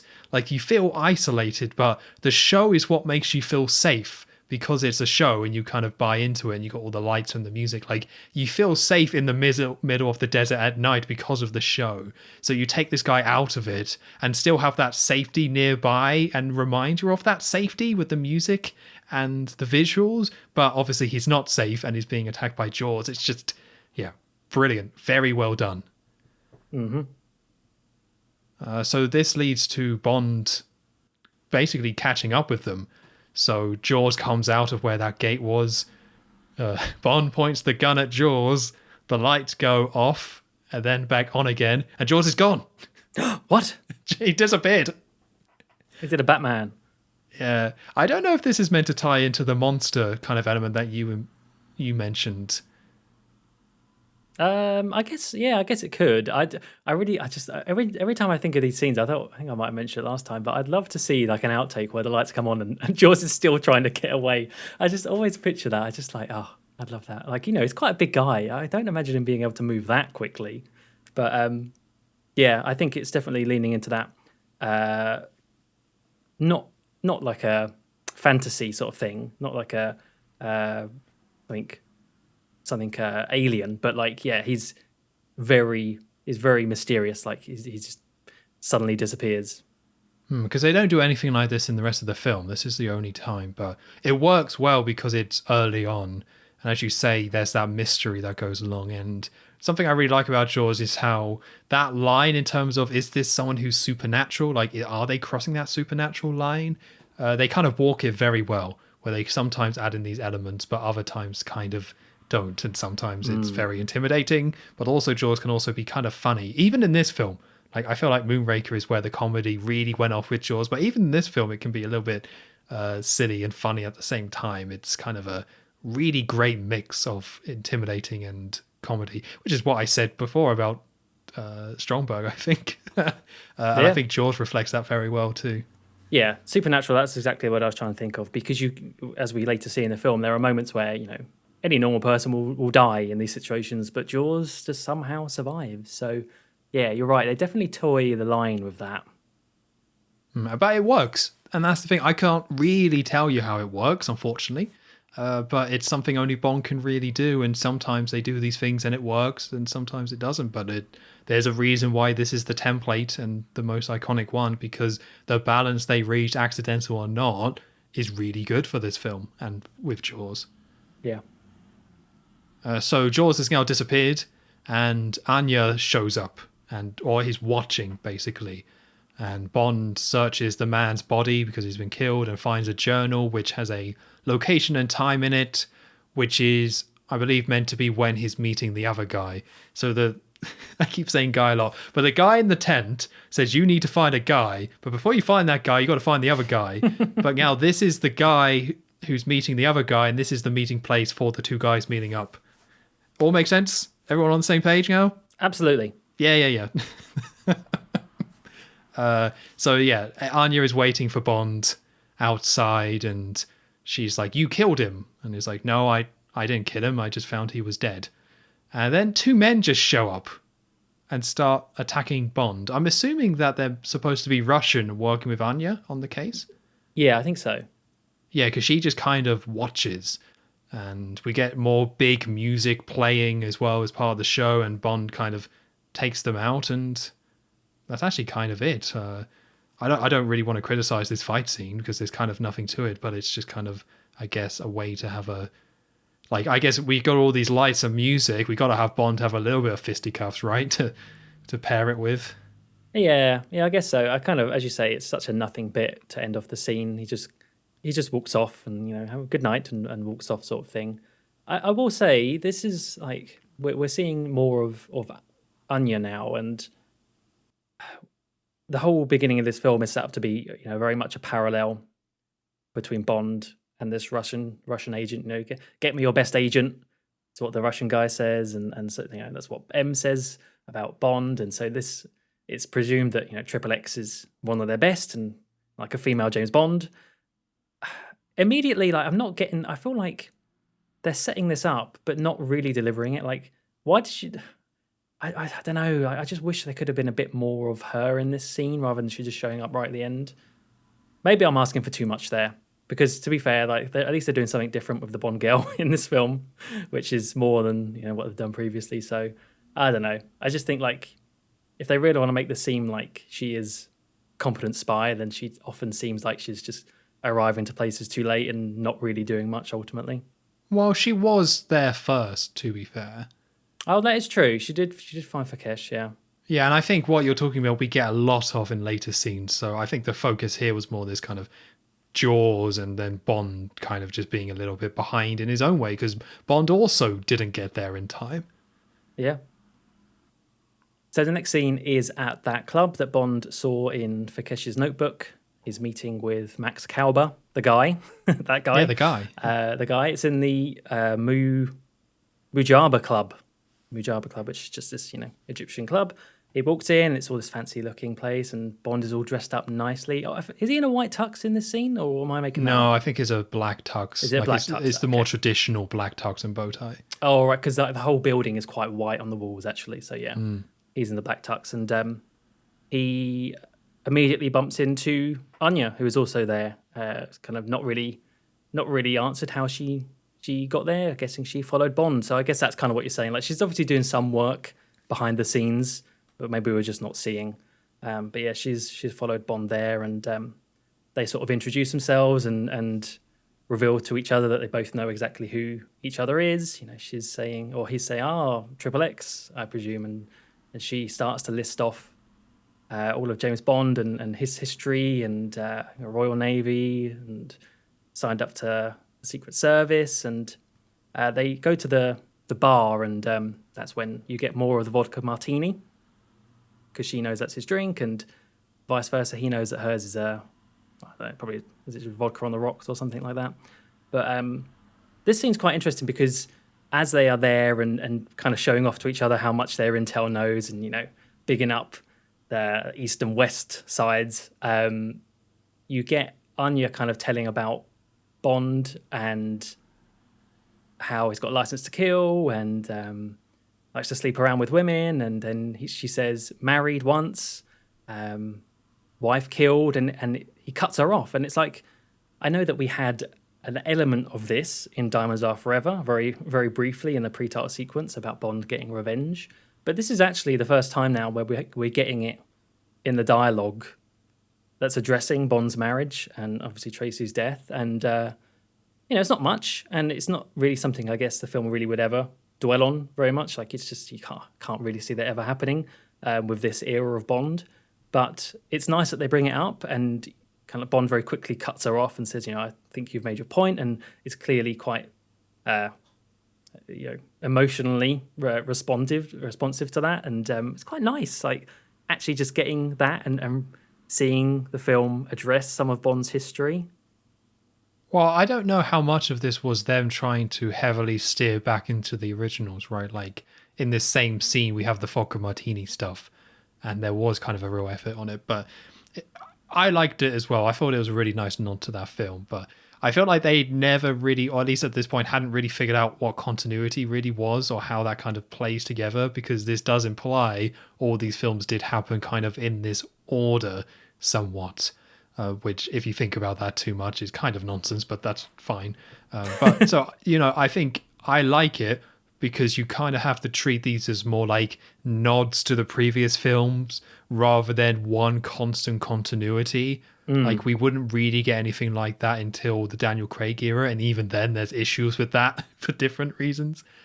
So I liked it, but yeah, don't try and tie all these films together. They didn't know what they were doing, or that's the impression I get. They had no idea. They just like to drop these sort of things in there. So if you treat it as that, then they're quite cool. But if you think about it too much, you're not going to have a good time. Yeah, exactly. Just take it for what it is. Anyway, in this Mujaba club, they get their drinks, and they eventually find Max Kalber, who's sitting down, and he's the one with the microfilm, and he has it in his pocket. And him, Bond, and Anya are there, ready to try and get it off of him. And he sort of opens up the bidding. He expects them to start bidding money for it, and it's clearly really enjoying the situation that he's in. This Max guy, and I don't know. You really don't see much of this character, but I really liked the guy. I think just had like quite a good screen presence, like how he looks and his voice. But anyway, as he's doing that, you get this shot of outside where Jaws is pulling up in this van, so like mechanic van outside, and back inside, someone comes up to Max and says he's got a phone call, so he has to go and answer the phone and leave Bond and Anya there waiting at the table. And as he goes to answer, or goes into sort of like a little phone booth cubicle, that's where that's where Jaws is outside, kind of pretending to tie his shoe, and there he is, ready once again to do the whole Dracula vampire stuff inside this phone booth area and get the microfilm back off of Max Kalber. And I gotta say, I mean, I think the first instance we just saw this in the Egyptian bit, in the pyramids bit with Fakesh was good. This one, not as good. I think mainly just because we've seen it so closely together, like the exact same shot of Jaws like looming over, about to bite into his neck. But I also just think they cut in this really awkward shot of Max, like of Jaws' POV of Max's face, and it just looked really silly to me. Like obviously he's wide-eyed and terrified, but it just looked bad to me. It kind of ruined it a little bit, but that's just my opinion. But yeah, Jaws kills this guy and takes the microfilm off of him and makes an escape. Bond realizes that something's up, like taking a bit too long time, so he goes to the phones and finds Max's body there, slumped in it. Realizes that the microfilm is gone and notices that the window or some sort of door is open and goes to follow Jaws outside. He also finds like this little out of order sign and plonks it on Max's body, which is quite a nice touch, I thought. Well, yeah, I'm not sure if I like that. It seems a bit out of order. Well, but there you go. I didn't mean to do that. But something I will say is that I agree that I like Max as well. My note for this character, who is so like, he gets like a minute of screen time with that, is creepy little voice. I like him. I like him. Yeah, because he has got that voice and stuff, and the way he speaks, it's very kind of quiet. It's kind of a more distorted version of what we saw with Blofeld in You Only Live Twice. It's kind of like a miniature version of that. But I quite like the Jaws scene. They do something else with the music, and the music is such a big point of emphasis for this film. But they do something kind of similar here to what they did in the last scene, where throughout all of this in this club, there's this music playing. And there's a load of people dancing to it, and it's quite upbeat music, like I think meant to be quite Egyptian sounding music, not stereotypical, but Egyptian kind of upbeat dancing music from the 70s. And it changes depending on what is happening and being shown on screen. So that music gets very intense and very loud and very chaotic when it comes to Jaws actually being killed, and then kind of dies down again. So I kind of like that touch. I thought that was really cool, where initially this music just is, it's just kind of club music and everyone's just there in a club having a good time, and Bond is just showing up and talking and stuff. But the fact that they take it and then warp it and distort it to match what is happening, I thought that worked really well. And not all the music choices in this film work for me. And maybe it is kind of copying the last scene a little bit too much, because they did a similar thing. But I thought it was smart. It was another smart way they're using the music to kind of emphasize and focus on what's going on, and elevate it a little bit. That is true. I did forget about that music bit, and I do remember liking that as I was watching it, because it does have that cut. It's got close-ups of the instruments playing as the music's swelling, and yeah, it is nice. It is nicely done. I just wish this scene was maybe just a little bit spaced out from the previous one. That's the only thing. Yeah, I agree with that. It is very... But it's another one where it's kind of short, and I guess I might as well mention it now. The pacing in this film overall is a lot better than the last two films. Like, it's longer than those, but they actually fill the scenes a lot more, or at least in the first half anyway. And this is another case of that, where a lot is kind of happening. There's plot stuffs, and yeah, we already had one scene with the pyramids, and now we're straight to this club scene, and it gets you to where you need to go and gets the set pieces, then kind of go. So yeah, this one is quite close to the other one, but I think that's overall kind of part of how this film is paced, where a lot kind of happens and a lot of the scenes are kind of more functional and purposeful, while also being quite good on their own. Yeah, that's true, which I can appreciate for sure. Oh, definitely.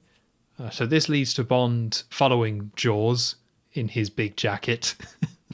It's another big jacket for Jaws. Like, he's wearing, like, what would you call it, like the old-timey detective sort of thing. Yeah, like Inspector Gadget sort of thing. Yeah, but again, they found another one. It's more budget. They spent more budget to get Jaws a big, like, yeah, old-timey detective sort of jacket. Another 2 million gone. Yeah. No wonder Harry, salesman, left the project. I'm not paying for all these jackets. Not going to be me. Receipts. How much?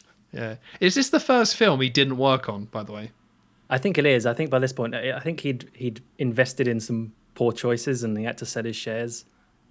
Yeah, so quickly to mention it, because I think it's quite important in terms of the background stuff. Originally, it was Albert Broccoli and Harry Saltzman were the producers and kind of the guys behind Bond and driving all of it.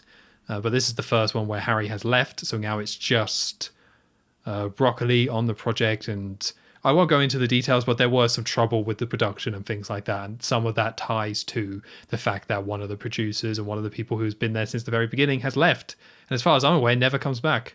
No, that's it now. Yeah, so back to the big jacket. So, what did you think of the colour? Yeah, it was very nice. But yeah, Jaws gets into his van because he was pretending to be a workman, so he had a workman van, and Bond jumps into the back, and then Anya shows up and jumps in as well, and we get another pun. They really come thick and fast, don't they? Like, pretty intense in terms of the pun, joke, or quip ratio in this film. And what was it in this scene? So Anya says, "Where's Max?" and Bond says he was cut off permanently. Oh. Which I guess is meant to be because he was on the phone and phone lines get cut off. Yeah.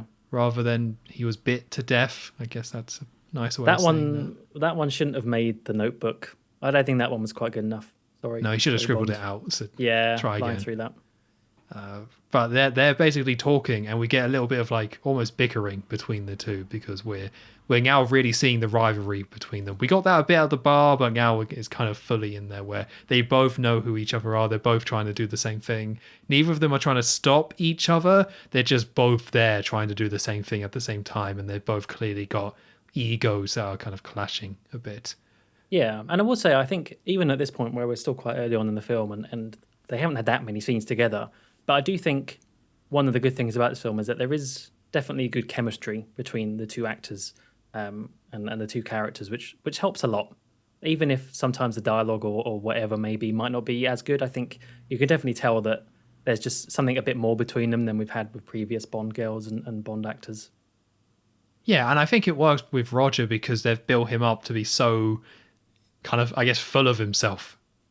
And yeah. in the last two films, calling everyone darling and stuff and being so fish out of water and just oblivious to stuff. So seeing him go up against a woman agent who's also very good was just a really smart choice in terms of how they've portrayed Roger Moore up to this film. Oh, I wonder how many darlings there were in this film. I didn't keep track. There was a few. Was there a few? Darlings. Oh, okay. Yeah. Oh, good. Not many robes, but a few darlings. I don't think any robes, actually, so that's upsetting. What a shame. Ah.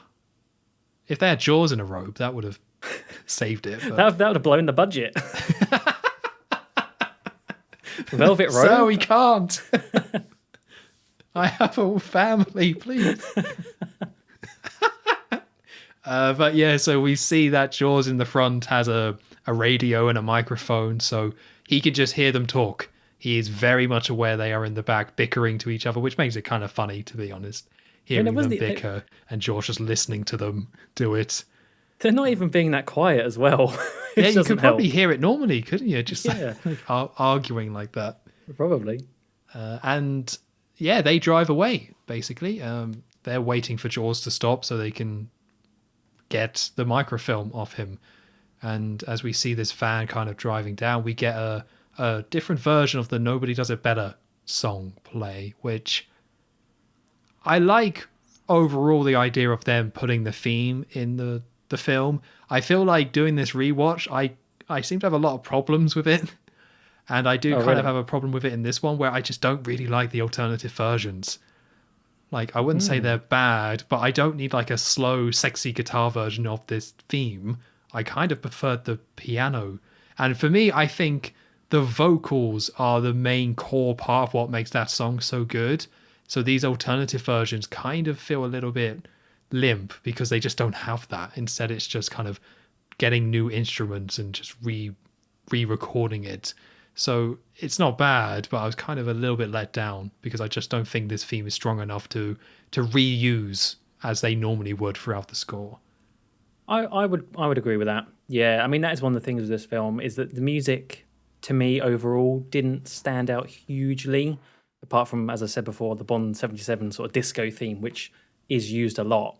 But apart from that, nothing really impressed me massively. So maybe that's part of it. Maybe you're right. I mean, I think maybe that's something I didn't actually quite take into consideration, is that the lyrics and the whole "Nobody Does It Better" is really one of the best things about that song. Yeah. Well, I think overall in the music, this is clearly a big budget score.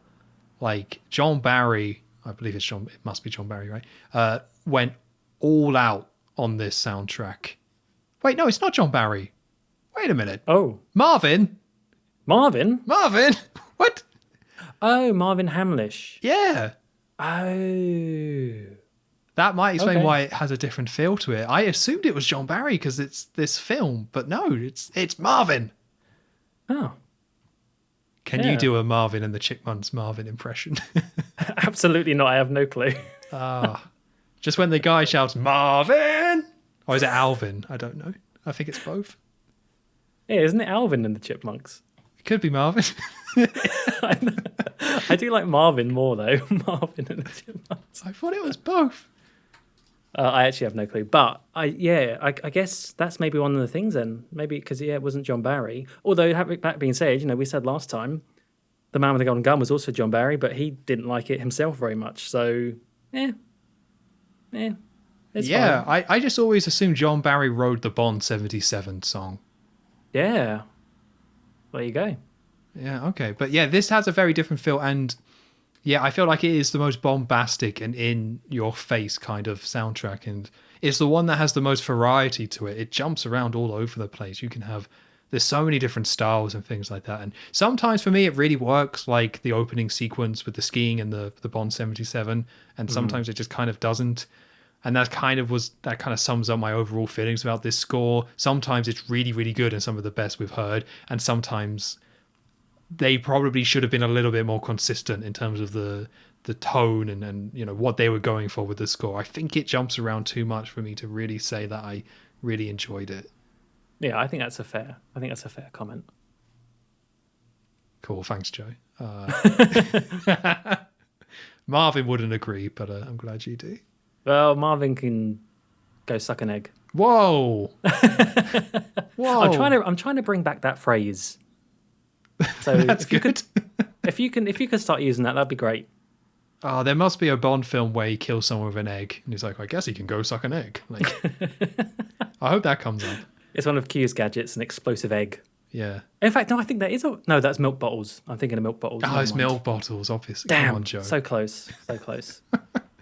So we get some really nice wide shots here as well. It's something that they've done earlier in the film as well. This film brings back the "You Only Live Twice" wide shots, which makes me think that Lewis Gilbert is just someone who loves those type of shots, and I love that he loves it because I love them because they that's a good look point. really good. Yeah, like this would have now been the film that goes back to the wider aspect ratio, right? I believe so. It felt wide. Yeah, like the first two of Roger Moore's, I think we commented how they were a bit more square, not perfectly square, but more square, which took away from the cinematic aspect for me a little bit. But you're right, like this one now definitely goes back to proper cinematic widescreen, black bars and everything, and you do get these big vista shots. Yeah, so all this is basically the van driving through the desert, but it looks incredible because we get the sun setting and things like that, and it just looks really nice. It's exactly what they had in You Only Live Twice, just for Egypt, and it's part of the reason why I really like the Egyptian setting in this film, because they set it really well. So it's not just the different locations, it's the fact they go back to the big shots, and yeah, they all pretty much look incredible. Yep. Yeah, definitely. So in the back of the van, it's kind of suggested that some time has passed because Anya falls asleep on Bond's shoulder, but the van gets parked and they wake up and they sneak out of the van and Jules just gets out and walks off. Like, he doesn't actually try and do anything with them quite yet, but they get out of the van and they're in some sort of Egyptian ruin. That's probably like one really famous one. I don't know. But it's like got loads of columns, like a big grid of columns, basically. Yeah, like hieroglyphs all over them. Yeah. And they go to follow Jaws. Bond does take the car keys just as they go, or the van keys just as they go past, though, which is an important point later on. So he grabs the car keys and they go and look for Jaws because, he's just wandered off.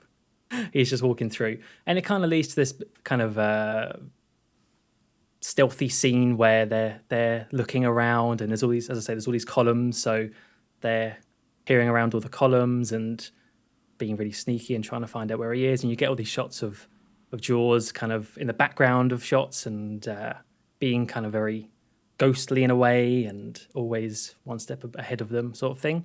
And then it does eventually turn into a bit of a Scooby-Doo at one point where they're both looking and they're like back into each other and like startle each other. It's kind of nice. It's like them two working together and trying to find out what's going on. I like that because she like prepares a karate chop. I don't know what I'll do it. Really... I'll get you. Yeah. I'd like to think that that would actually do something, but I mean, I don't know. That's quite. It's saying something. Then I'm going to judo chop you. The person might have a gun. It's like, I think Bond has a gun, doesn't he? Because he pulls his gun out and he's just chasing them. So Bond's got a gun. She's like, I'll chop you. Judo chop. Oh, maybe not. But it turns out that Jaws is above them on like some sort of walk raise because there's kind of scaffolding all around this ruin and lots of things being done around it. So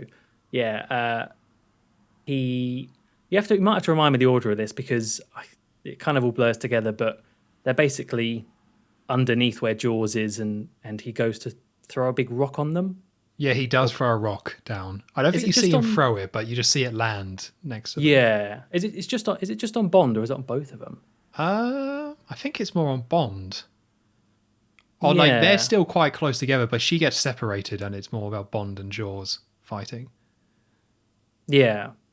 So anyway, Jaws kind of reveals himself after this and you get Bond and Jaws having a little bit of a fight. Right next to where all this scaffolding is, and it's really focused on the fact that they're smashing into these wooden beams and things and slowly weakening this whole structure.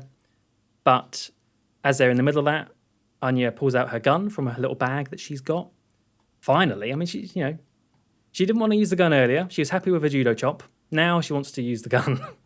And she uses that to get them to stop, and obviously points it at Jaws and gets him to give her the microfilm that he has, which he just drops on the ground. Rookie mistake. She should have made him pick it up and give it to him properly, but no. She has to bend down and get it, and she's still got her gun on him, so she's scrambling around to find it with her other hand and has to look down for a brief second to grab it, which Jaws uses as an opportunity to, like, I think he just sort of kicks her a bit out of the way, and she still gets the film and runs off with it, but just as a bit of a chance to get out of that situation and carry on fighting Bond. And that's where the whole thing about this scaffolding comes into play, because he goes to hit Bond and whacks into one of the beams, and it all collapses on him, and it's just like covered in this gigantic mound of stone and rubble and everything, and should really have been killed. But as we've mentioned, he seems to survive a lot. Jaws is a tough old guy. But yeah, Bond takes that as an opportunity to escape and chase after Anya. He makes a quip, though. I forgot all the quips in this film. Terrible. He makes another one. He just says, Egyptian builders. You know what Egyptian builders are like? It doesn't make any sense. Yeah, Egyptian builders, yeah. I mean, surely Egyptian builders were pretty good. I think they've made a few things of note, yeah. Yeah, they've stood the test of time, I'd say. Not that one scaffolding, though. It wasn't enough for Bond. No, clearly not. So I will say I really like this scene. I really, really like it. I really like it, Joe. You really like it, do you? Yeah, so I just love the kind of atmosphere with it, with, Jaws, knows them and is kind of very slowly and calming walking through this with them following, and it's nice to see them paired up, but I love that Bond is still in his tux. Yeah. Because normally with these films, they put Bond in the tux, but then he kind of ends up out of it when he goes to do the action scenes and things like that. But I love that we actually have a setting where he is still in that gear, chasing down the main henchman with his gun, like in this kind of really cool setting with all these pillars. Like, I think it's just really cool. Like, I just love seeing it and seeing that on screen. And yeah, the fight's kind of a bit whatever, it's just collapsing down. But I think that just them two exploring these pillars in their fancy gear with Jaws calmly walking through is enough for me to just really get sucked into it. I just thought it was so cool. It's a great kind of striking visual, as you say, because Anya's the same, like she's still got her dress on from the Mujaba Club. So they both look very, as we said, fish out of water in this situation. But it just looks great on screen. Yeah, it's something you'd only get in a Bond film, and that's what I'm here for. Yeah. So Jaws is still alive. We see the hand come out of the rubble, and Anya gets to the van and tries to leave, but can't because Bond has the keys. So Bond very cockily walks up and is showing the keys, and he then gets in, and she's left the microfilm on the dashboard, and they both look at each other, then just go to grab it, and he just gets it first. Yeah, amateur mistake. Yeah, it's like, oh, I guess she's in a dress, though, to be fair, right? She doesn't have pockets. That's true. He has a little bag, though. Oh, yeah, it should have been in the bag. Bond would never go for a woman's bag, would he? No, it's too much of a gentleman.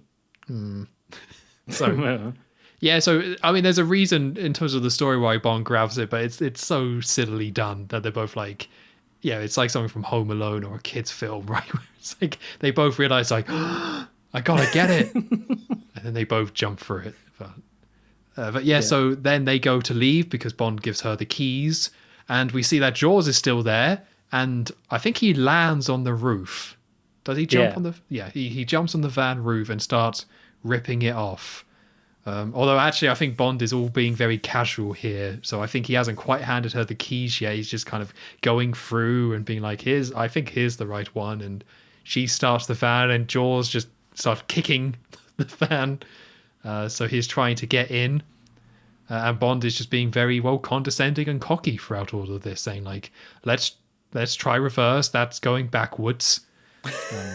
As Jaws is just then like punches the van and rips it all off, and it is completely like destroying this van.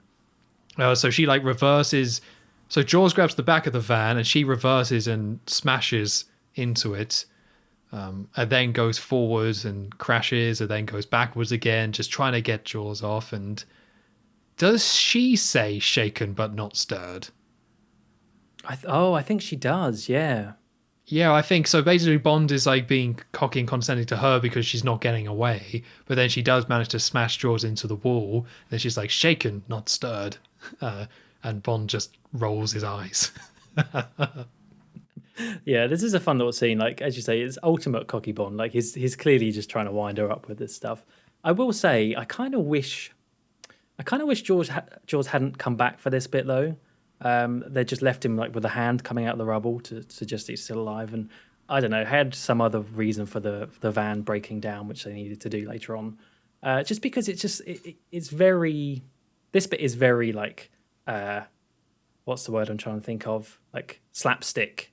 You know, where Jaws is like peeling off the side of the van, and she's reversing into him and pinning him against the wall, and I just think it kind of drains a bit of what we just had in the scene beforehand, where there was a bit of mystery and Jaws like watching them and stuff like that, and now it's just like and it actually later on in the scene does get silly as well, but I don't like how this whole section ends personally.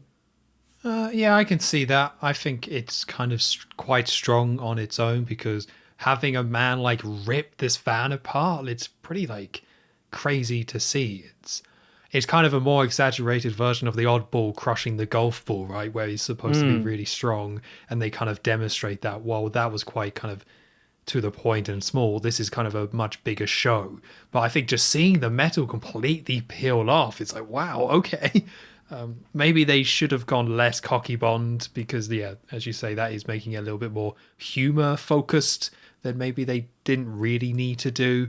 But I still liked it. And yeah, they go quite quickly with Jaws, don't they? Because, yeah, you're right. The last scene is more menacing. And especially with at the pyramids, he's more mysterious and menacing. But he's already gone to his crazed manic phase where he's just desperately trying to get in this van, and he just completely shows off his like superhuman strength to just rip this van apart, which I like. But yeah, you are right. It does jump to it a lot quicker than you would expect. Like this would be something you would expect at the end of the film, right? When he's just fully desperate and just has to get this done.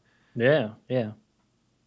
Yeah, so then they eventually do get away, and Jaws is holding a stone, and he drops it. And I think you're supposed to be like, he dropped it on his foot. Yeah. Because he's just like, oh. Yeah. I mean, you didn't need that. You definitely didn't need that bit. No, and the bit is the bit that I was saying earlier. So you cut back to them in the van, and they're driving through the desert, and it's like where Jaws has been peeling off the sides. It's just like flapping as it's going over all of the sand dunes and stuff. It's falling apart. This thing, smoking, and they add in this like really like the most overtly like comedic music track for this scene, because it's meant to be a funny visual of them going through the desert and this thing that's literally falling apart. But I think for me it was just a bit too much on the nose. And the thing that really sealed the deal for me not liking this scene is where it cuts back to them inside and they do this like little ding sound effect when Bond smiles. And I was just like, oh, that's too much. That's too much for me. Personally. Yeah, it's just way too cartoonish. Like, yeah. I don't know how to describe the music. I just wrote it as like crap circus music because it's so like wacky, and yeah, it is like a cartoon, and this never works. There's like no film where this stuff works in terms of adding cartoon sound effects over the top. But I think the visual of it kind of works alone. Like you just didn't need the music. The visual of them driving this van that's been ripped apart, that's kind of funny and you can just enjoy it. You didn't need this so in your face and so obvious. It's just, yeah, I agree. Terrible choice. But yeah, so it does crash. The van does eventually break down. So they just get out and start walking. And eventually we just quite quickly cut to Bond and Anya finding a boat. And they asked to go to Cairo, and Bond... Something that's quite interesting, because I think Bond speaks Egyptian, doesn't he, in this film? Or whatever language it is, I don't know. Yeah, a couple lines, yeah. Yeah, it's not a crazy amount, but it's not something he normally does. Normally it's kind of just implied and stuff, but we actually hear it, which is... it's cool that they did that, but... Yeah, so he agrees with someone who has a boat on, I'm assuming, the Nile, to go sailing, and we then cut to Bond on this boat where Anya is close by, and his got this like a makeshift sort of camera, like I didn't know Yeah. it was a spy sort of gadget to look at the microfilm. Yeah, like it's some sort of magnifier film thing. Yeah, I don't think I know how films work enough to really understand what was supposed to be happening. Yeah, just one of Q's trusty gadgets, I suppose. Yeah, so he gets it out and takes a look at the microfilm, and we get a few shots of the plans, and we also get some really nice kind of shots of the river as well. Like, it's Egypt, right? It's Cairo, so yeah, let's get some really nice shots of the Nile. It's another smart way of them adding this stuff in and showing off the parts of Egypt that everyone knows. And we get another version of Nobody Does It Better already. They kind of use it as like the romantic sort of theme. So this is kind of going into a somewhat romantic scene, and I don't like it really. And that kind of goes for this scene, to be honest. Bond and Anya are lying on the boat next to each other, and Bond is like, she's cold. So Bond then's like, oh, let's share bodily warmth. And then they kiss, and I mean, it makes sense, this scene. I think it's just not very enjoyable to sit through. Yeah. Because they start talking about like Siberian training or something. I forgot about that bit. Yeah, she's all like, oh, my Siberian survival course, and she's all acting all innocent and stuff. And I assumed it was some sort of an act because it didn't really make sense, but that didn't make it any better to sift through. And eventually she goes to smoke, or Bond allows her to have a cigarette, and when she lights it, it's knockout gas. What? Yeah, it gets a little gassy, and she knocks Bond out, and Roger Moore does a nice face. It's like, I want to say there's another cheesy sound effect for that bit as well. oh, there probably is, but Yeah. So this scene's fine, I guess, because the whole idea is that she's playing up. Bond is Bond. Sees a pretty lady who's kind of in, like, he's going to do his moves, and if she kind of responds to it, he's going to go in for a kiss and assume that they're going to sleep together. So I like the idea of Anya kind of manipulating Bond in that way to knock him out. But I think the fact that it's on this really romantic setting and they play Nobody Does It Better at the same time just makes it feel like they are actually trying to portray this as a romantic scene. And if you actually do take it as that, it's just a bit painful to sit through. Like, I don't want to see this. Like, I don't want to see them together. Like, eventually they do get together. Spoilers, I'm afraid. But the fact that this is kind of portrayed in this way, I just didn't like it. Yeah, I mean, that's the thing, isn't it? Like, it's just a bit too early. As you say, they do start working together later on, and it makes more sense then when they become closer. But at this point, they are still, rival agents. So, I don't know.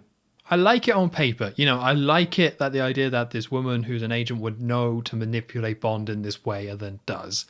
I just don't want to actually see what they're just portraying it as an actual romantic scene between Bond and the Bond girl, which those scenes have been quite bad in the last few films. So I just didn't really want to see that. I don't really have any suggestions in terms of how to do this instead. It's a nice idea, and on paper I like it. I just don't like watching it. So Bond wakes up from his cigarette gassing on the boat. Wakes up and the boat's docked, and he's obviously kind of like confused, and Anya's gone. She's gone missing, and he asks the boatman, does a bit of his Egyptian talking, and asks where the girl has gone. I think that's what he says, and the man points like just inwards towards land. I don't know. This is a bit I don't quite understand, this connection from this part to the next scene, because Bond then goes and walks off into this town and gets laughed at by everyone, I guess because of how he's dressed. I found that quite funny. Like, people are just literally pointing and laughing at him, which can't have felt very nice. But Bond just like walks into this like another temple, and down this path and through this gate, and then suddenly there's like this big electronic door, and he presses a button, and then he's suddenly in like an MI6 HQ area, except it's obviously like Egyptian themed. And I don't quite get the connection as to how I don't know, maybe I'm just overthinking this, but it was quite a jump to go from that to, there's MI6 really close by, so it's fine. Yeah, they just don't put the pieces in there. Like I you mean, would assume yeah, after the fact that he's just reporting in, but like nothing that happens in the scene implies that that happens. And I think they just wanted to quickly get to the briefing scene, and they just didn't yeah, really put enough in there to get you to that place. yeah. I would agree. But anyway, he is there, and it is, as you say, it is going to be another briefing scene as he walks in, and hey, there's Moneypenny, and we didn't really get a Moneypenny and Bond scene earlier on in the film, and this is really the most we get is just this kind of one little line. I can't even remember what it is between Bond and Moneypenny, but it's kind of similar to the last film where they had the MI6 offices on the sunken ship, but instead of the gimmick being that everything's at an angle, it's just like there are hieroglyphics everywhere and they're inside a temple. It's again it's a little bit much, but it's fine, I suppose. At least they're doing something a little bit different with this whole scene where Bond walks through into the next area, and the first person he sees is not M. It's actually the Russian Comrade General who we saw earlier on, the guy with the red phone. Yeah. He's sitting on the side and kind of looking a bit ominous. You get sort of like some suspenseful music and what's going on here. And I think, does Anya come out first or does M come out first? Oh, I think Anya is already there. Oh, okay. Yeah. Well, basically, it turns into just a regular briefing scene because M comes out of the door and, Bond, we've been expecting you, which is said twice in this film, I noticed. Maybe even more than that, but at least twice, which I thought was strange. But M's there and reveals that the British Secret Service and the KGB have teamed up to try and work out what's happened to their submarines. They've joined forces, and that's why Gogol is there with Anya, who comes out and kind of smugly saying about how easily she got the microfilm off of Bond, and but they're willing to share it as part of this diplomatic kind of joint thing going on. Bond then explains that actually it's useless and there's no point looking at it really because some vital part of the schematics have been taken out, so you don't actually know what the tech is, and that's what he was doing on the boat when he was looking at his little microfilm magnifying thing, kind of taking the wind out of Anya's sails a little bit, but says maybe Q can do something with it, so they presumably give it to Q to go and scan as well. And then we get a little bit of Q branchness, except obviously we're in an Egyptian temple, so you need to have some related gags to that. So I can't even remember what they are now. Well, actually, I think the first one is like a magnetic tray. Yeah, it's a tray with a like teapot on it. Oh, okay. Yeah, there's definitely some other ones as well. There's like a chair that springs up and stuff, and that's like a really awkward slow-mo shot for some reason. That stood out to me. But yeah, eventually you get to them sitting down with Q, who's got scans of the microfilm, and they see on it they zoom and enhance a part of it, and it reveals basically something related to Stromberg. I can't remember what it is exactly. Something to do with his marine. It says something like some of the symbol, like a fish symbol, and then like laboratory or something. But they kind of like piece that together, like because it's more of that back and forth between them, right? It's Bond saying something that's smart, and then Anya trying to top it by saying it, and together they work together to kind of figure it out. And I think one of the guys, maybe M, comments like, "Oh, this is going great. We're getting stuff done so quickly. Like I know this is going to be a great success." When they're really just doing it to try and one up each other. Oh yeah, you're right. Because Bond says, "Oh yes, that's his marine technology thing in Corsica or something." And she's like, "Actually, it's in Sardinia." So they're just trying to one up each other. One thing I found interesting in this scene, it was a little bit earlier on, it's as they're going through one of the doors, is that M and the Russian guy address each other by their first names, and the M calls him Alexis, and then the other guy calls him Miles. I think that might be the first time that you ever realise where the M comes from, presumably. Oh, I didn't pick up on that. Oh, that's so cool. Yeah, I was like, oh, is that really how they're going to... I mean, I guess this is before they made the whole M thing with Judi Dench like a secret, so maybe they just didn't care at this point. But they finally revealed it. Well, it's a really nice way to show they're on like equal leveling, isn't it? Right? Like that's really cool. Yeah, I mean, I think this whole scene is obviously very much setting up. It's just a lot of exposition for setting up with the whole Stromberg and Marine stuff. I don't really love the whole Q stuff, to be honest with you. Because Q wasn't really even in this very much, really, for being his own like little base bit. But it's fine to see Anya and Bond one up each other, and then eventually kind of reluctantly have to work with each other, or at least from Anya's perspective, because I think she finds him quite annoying. But yeah, like actually teaming up together is quite a nice plot point. Yeah, I don't think much of these scenes overall. Yeah, like you say, the Q stuff is just a bit weird. Like it kind of comes out of nowhere, and they just showed a load of gadgets in your face. It's just like, why are we doing this?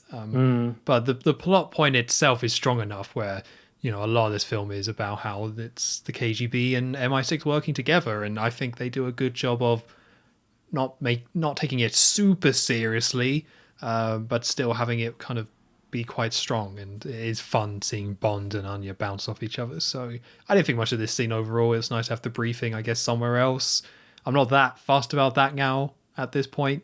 We're on film number 10. We've seen so many variations of the briefing scene that when we get a new one, it needs to be something different, where this is just they're in Egypt. So there's some hieroglyphics on the wall. So great, brilliant. That's pretty much it. Yeah. Although I will say, we don't do the hat stuff anymore. No. I guess that was Harry Saltzman's baby, because that's gone. I don't think it happened in the last film as well.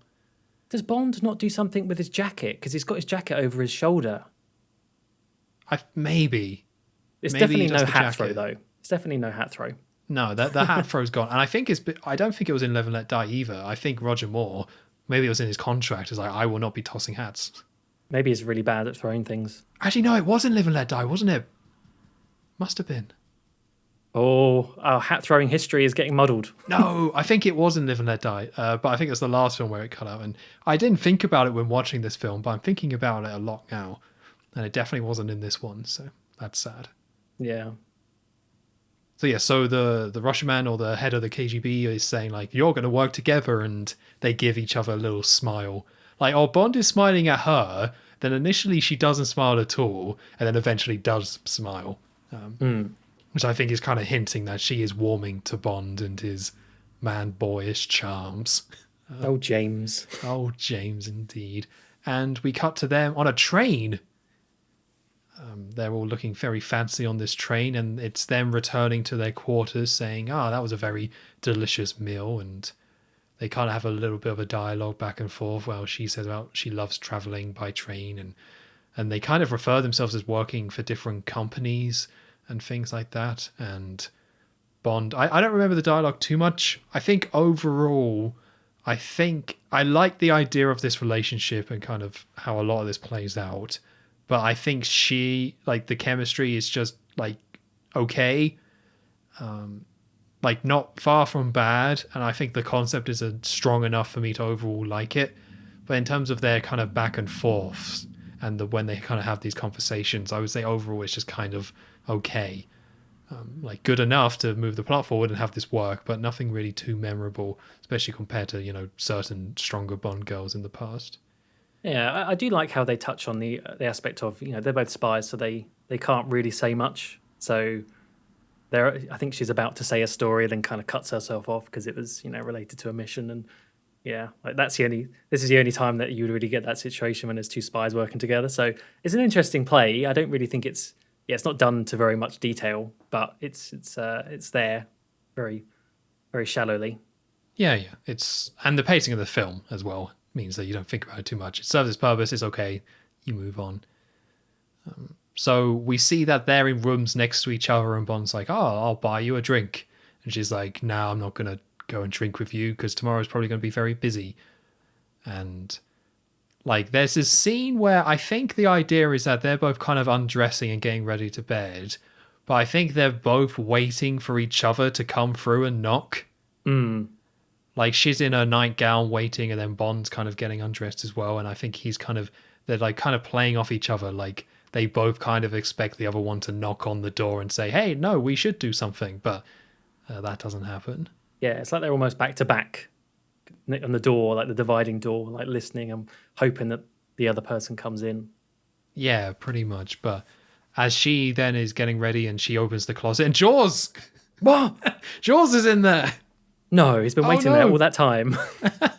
Apparently. But yeah, Jaws is just in the closet. and attacks her and hits her down. And I think she screams, and then Bond hears the screams and opens up the door and sees Jaws. So the champagne that Bond had bought earlier, so when Bond was offering her a drink, he had the champagne, he just smashes that in the back of Jaws. And we get a fight here between Jaws and Bond in a train. Well, would you look at that? Another train fight. Yeah, but we get a very different type of fight with this one, because this is them very close together, and we've already seen that Jaws is superhuman and is very strong. And in terms of a fist fight, we also saw that Bond can't punch him in the face, because back in Egypt, when he punched him in the face, he hurt his hand. Oh yeah, I heard a clang sound. Yeah, and it's just like, ah. So we get a very different type of fight. It's not this back and forth or even wrestling. Well, I guess it is, but Jaws basically just picks Bond up, like shoves him into the ceiling, and then throws him into the bed wall, of which then Bond like picks up is it a chair? It's some sort of wooden frame. I can't remember actually. Yeah, it's like Bond is basically like he's being thrown around and Bond is trying to get him, but at some point like Jaws bites into this like wooden thing. Oh yeah. And Bond smashes him with it, but he isn't really kind of getting much done. And Jaws eventually picks up Bond and by the neck, and Roger Moore looks very scared. Like, yeah, he's really selling it. Like, this is the best acting he's ever done. Like, I don't know if he just thought, like, is this guy actually going to bite me? Like, oh God. But he looks very concerned, very big bulging eyes and going red as he's being grabbed by Jaws like this. Yeah.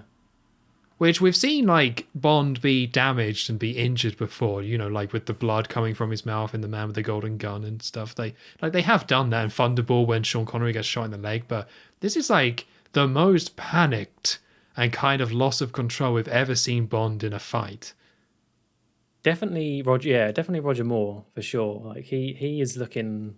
he's not looking good. His eyes are about to pop out of his head. Because they've put Bond in bad situations like this before, but this is one where it's like really like, oh God, Bond is like scared. Like he looks really scared, which is understandable. Yeah, especially when you got Jaws looming at you. And the thing obviously Jaws is about to do his whole biting the neck thing, but this time I think there's more struggle involved. There's a lot more tongue. I was a bit creeped out by this. I don't know if you spotted it, but yeah, it wasn't quite as cleanly done. You know, for obvious reasons, because they're in the middle of a fight. But yeah, just like, oh no. I didn't notice the tongue, but that would make me be very scared if Jaws went to lick me. Yeah, I mean, it did look like that at points. So yeah, Jaws goes in for the bite, and we didn't really see him get bitten, but he does. Oh, what, Bond? Yeah. Does he? Yeah, because we see his wound after the fight on his shoulder. Oh, okay. I missed that completely. Well, yeah, because I assumed it's here, because I don't know where else he could. But yeah, he takes off his shirt later and there's like a teeth mark on his shoulder, which must have come from this bit. Oh, right, because that's why, and like she says, oh, do you want me to massage or something for you? Yeah, because Bond's actually injured. Like, he does get bitten. Right, okay. But while this is happening, as Jaws goes in for the bite and only gets a little nibble, Bond finds a lamp, or he's kind of desperately trying to grab for something, grabs a lamp, smashes it, and then jabs Jaws in the mouth. Gives him the old shock treatment. And this causes Jaws to kind of like bend over a little bit and be like, I've been shocked in the mouth. Of which Bond then quickly kicks him out of the window. And he rolls out and stands up. His suit's a bit dirty, but he's just like, oh, okay. And he's just completely fine. Brushes himself down, is good. I was really worried when he stands up outside the train. In the back of my mind, I was like, oh my God, they're going to add like some sparks to him, like as a bit of a gag. Like he like flinches again and the spark comes out of his mouth. But they didn't. I don't know why I thought that, but I was like, oh, they're going to do it, aren't they? Thankfully I could see that. I could see it happening, but it didn't. No, thankfully. And we get a quip here, Joe. Did you pick up this one? No. You didn't? No. So Bond then says he just dropped in for a quick bite. Oh, of course. There you go. So obvious. So obvious It's when right you say there. it. Oh. He said, shocking, positively shocking. Now that would be, I would like that if he just blatantly reuses a line. Yeah. Hey, And, she wasn't there before, so. and then he looks at the camera and says, this didn't happen to the other fella. I think I made that joke in another episode, but I love it. Never forget. So she's there and Bond's fine, a bit injured, and because the window's been completely smashed in, they're like, well, I guess we have to share one room now. I guess we can't have two separate rooms, or just tell someone the window's been smashed. And then she's all like, you saved my life, James.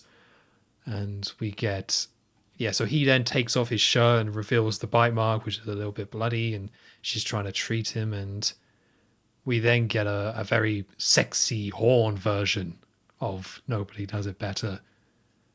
And I don't think this goes anywhere. I think it's just kind of dropping the seeds of them being romantic, but I don't think anything really happens here. No, I think you're right. It's just letting it be shown that, like they're now definitely warming, or she's now warming to him, and probably like there's now a debt involved to it because she saved his life, so he saved her life, sort of thing. Yeah, which is nice. It is nice that we don't go straight to and then they kiss and sleep together and now they're an item. Like, it doesn't take that long to get there, but it's nice that it's not quite that typical Bond girl thing of, Bond saves her once and now they're in love. It's nice that there's one extra scene before that happens. I don't know, though, actually. Now I'm thinking about them, they might start kissing at the end. Yeah, I'm not too sure. I didn't write it down. I'm not sure. I was thinking about the boyfriend subplot that we had from the beginning of the film. I was like, when's that going to come back? Yeah. Which it does, but I was like, by this point, I was like, yeah. I was just very confused because I assumed that she knew who Bond was, but then I suddenly thought, oh yeah, that boyfriend thing. But now we're getting sexy horns of them two together. Like, I don't quite get it. Darn sexy horns. Damn you. You just see Jaws up by the train with like a trumpet. A man of many talents. Very talented. He's supernatural, his trumpet playing skills. But yeah, this then cuts to them in a carriage, like being pulled by, I think, a horse, right? Does it? They're in like this carriage being pulled along a dock. Oh, right. Yeah. Yeah, because they've been sent to Italy. So I think we mentioned it before in the briefing scene. They're saying like, yeah, this place is in Italy, so they've been sent there. So we get an accordion track, which I think is another remix of Nobody Does It Better. Yeah. But I wasn't sure because, again, there's no real strong hook with that song. So when you play an accordion version, I was like, is that it? But if you're saying it's it, then... I think it is. I think I recall that, yeah.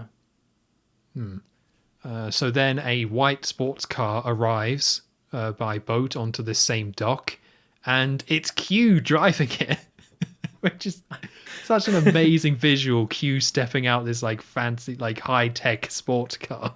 I love that. I love that we actually get to see Q drive a car because, he's this is the one who made these things. You never see him actually use them. There you go.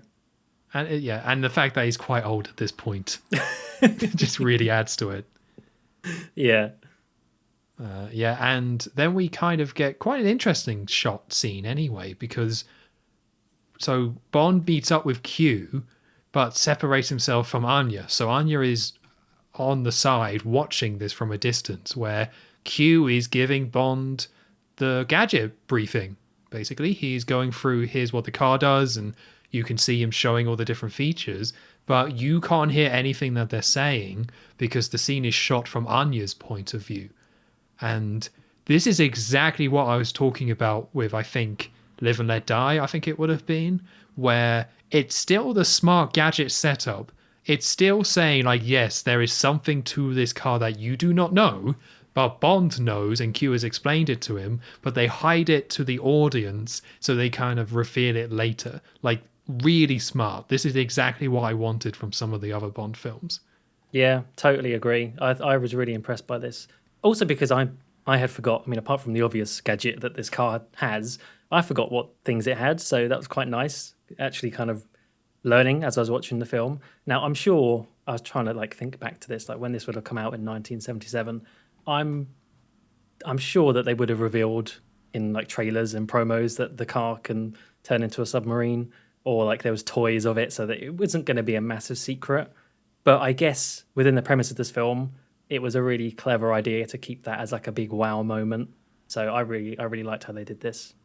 Just very smart. Like a small change, but a change that really kind of helps, because I'm okay with Bond just kind of pulling out gadgets and just enjoying the gadgets. But, you know, we've seen that formula in terms of Bond being explained a gadget and then that coming up. We've seen it so many times. They do need to mix it up. And this was just the perfect way of mixing that up and still having it all be satisfying and still allowing Bond to have gadgets.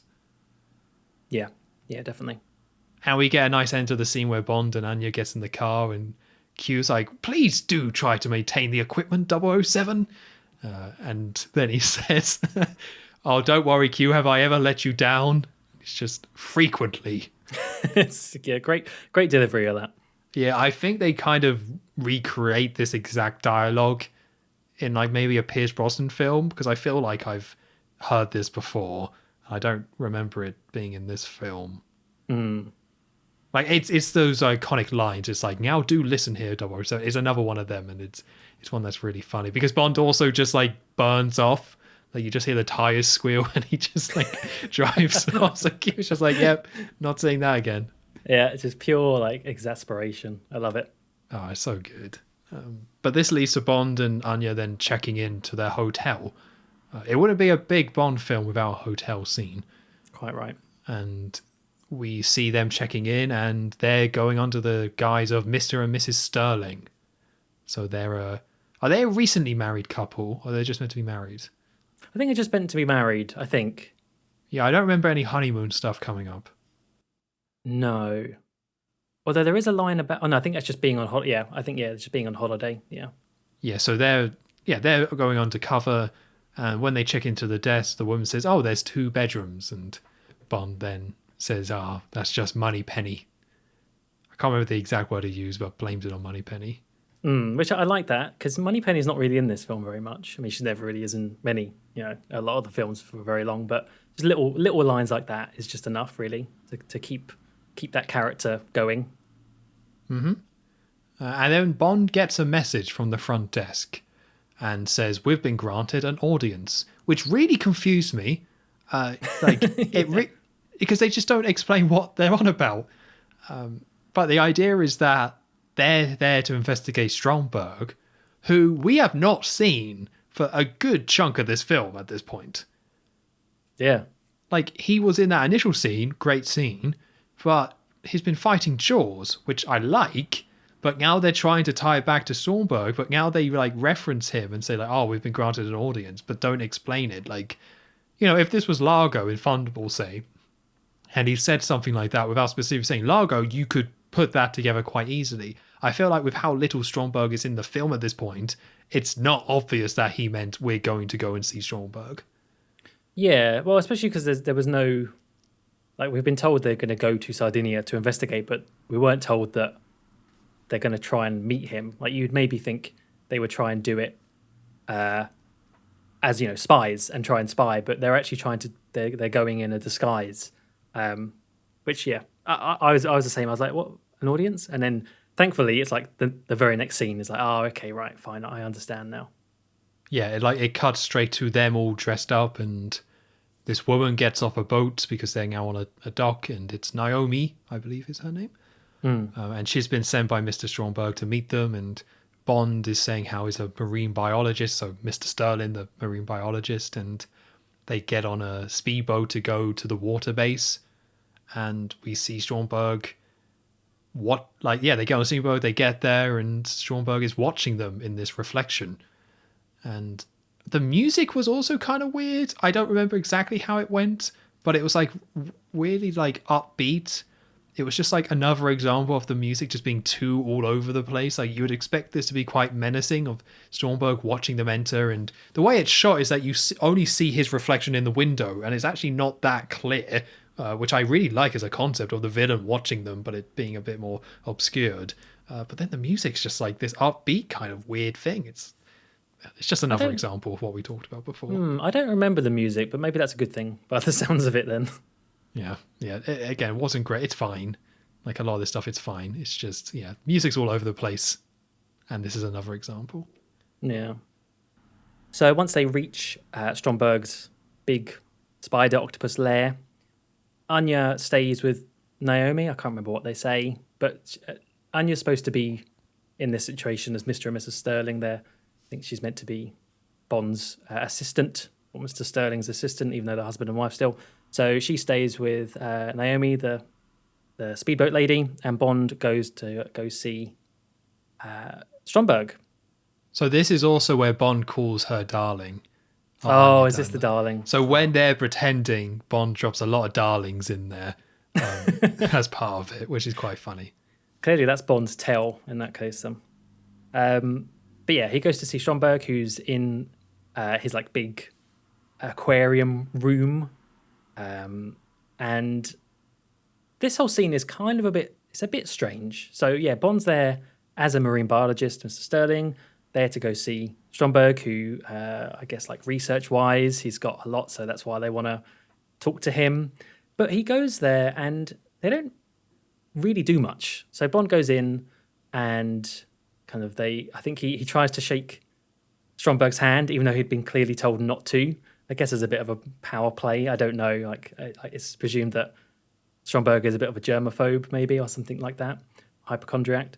And immediately, like Stromberg is suspicious because he almost tries to catch out Bond as a marine biologist and ask him to identify this fish in the tank next to him. And you get this moment where it's like, oh, does he know? Is he going to be caught short? And no, obviously he knows somehow everything. Like, I don't know when he did all of his research and cramming in of knowledge. Or maybe he just knows a lot about fish anyway. But he reels off that there's fish and it's venom and whatever and passes the test for Stromberg. So they talk a little bit, but they don't really like. Stromberg, it's basically a chance for Stromberg to reveal what ends up being his like maniacal plan of wanting an underwater civilization, because he has this little model of it. And I really can't think of anything else that is really... Oh, one other thing in the scene actually is that, which I thought was quite nice, is that Bond in the tank spots like a severed hand, or it might be a foot, some sort of severed limb. Yeah, and it's obviously the woman that we saw get eaten by a shark earlier. And see, that I think is like that's the way to do it. Like none of the really awkward shots with the shark earlier.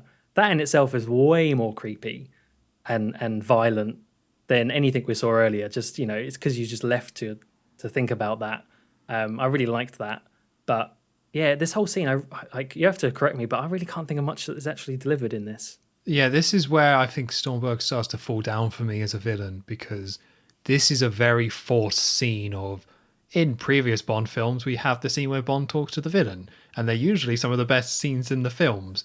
So they clearly wanted that to happen, but this just serves no real purpose. It's just not all that interesting as well. And I think the guy playing Stromberg is really good, but him talking about, ocean's cool, I'm going to build an underwater city and save mankind, and look at my fish, it's just not interesting what he's talking about. There's just no real chemistry between these two, or back and forth. It's just Bond. And, on paper, this is a good scene because it's Bond pretending to be someone else and getting to show off his knowledge of fish, and this guy who's kind of quite intelligent and sophisticated, but also, again, deranged, going off. But, yeah, this scene just didn't work. It's so short. It's no real kind of good lines in it. It's just a bit of ocean banter, and then he leaves. Yeah, it's a shame. It is a shame. As you say, I think it's just kind of forced in there. And I guess it is just to reveal or kind of set up the crazy plan that Stromberg has, although we hear it again at the end of the film anyway. So I guess it's just to add to it a bit more and just kind of really cement that he hates he hates land and he hates the civilizations and he wants his own one.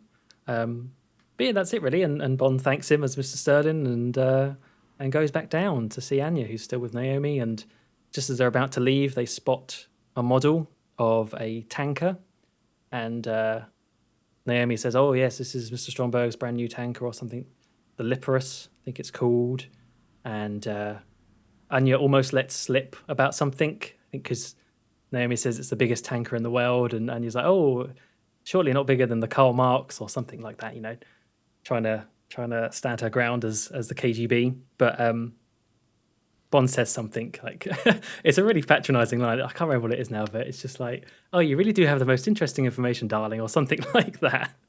Just like brushes her off, and then they leave, and they leave the lair, and it cuts back to Stromberg in his aquarium room, and Jaws comes in and confirms that those were the two people that he saw.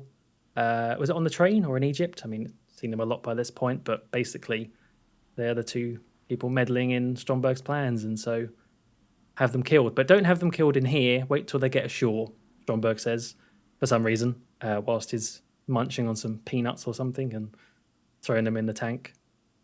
So there's a really nice detail with this kind of scene, because we have Bond leaves Stromberg and goes off, and as he enters the lift, they show a shot of the shark as basically like a reminder of like, the last time somebody went in the lift, they got eaten by a shark, or this is kind of a very real possibility. So there's kind of like this reminder of that could happen, and the fact that it doesn't is kind of, confirming that Stromberg doesn't want them killed at this point in time, and kind of allows them to go to shore, which maybe that's nonsense, I don't know, but I like that kind of small kind of detail. I also do want to say we finally have a unique base lair design. No more rocks. Yeah. No more just a load of rocks and a load of like stuff built around it. It's like a unique design, and I love it. Like I think it looks really good. I will say that it being so water themed and having a load of fish in the ocean, it's like we've kind of seen a lot of ocean stuff before in the Bond franchise. Yeah, that's true. I think it looks good still, but like we've seen a lot of this. Like they love fish in this franchise and stuff. So we sadly have kind of seen that, but taking it by itself, I love the kind of design of this, and I love that it's different. Like it needed to be different, and it does. Even though I'm not super convinced by Stromberg as a villain, I think it does elevate him. Like how Kananga was kind of brought down a bit by the fact that his lair was just so generic concrete and rock. But this guy having something that kind of reflects his personality does build up his personality and sells him a little bit more, because it's all the art, it's all the fish, it's this underwater base, and it's just so refreshing to finally see something different. It is a bit of a shame then, because I do completely agree. It is a bit of a shame that most of the rest of this film takes place on the tanker and not the lair itself, because the tanker ends up just being like, lots of metal. Whereas you're not getting any of the stuff you just said, like the cool, like very grandiose rooms, and then I don't know. It's not terrible, but it is a shame when you have such a strong base design and they don't use it too much.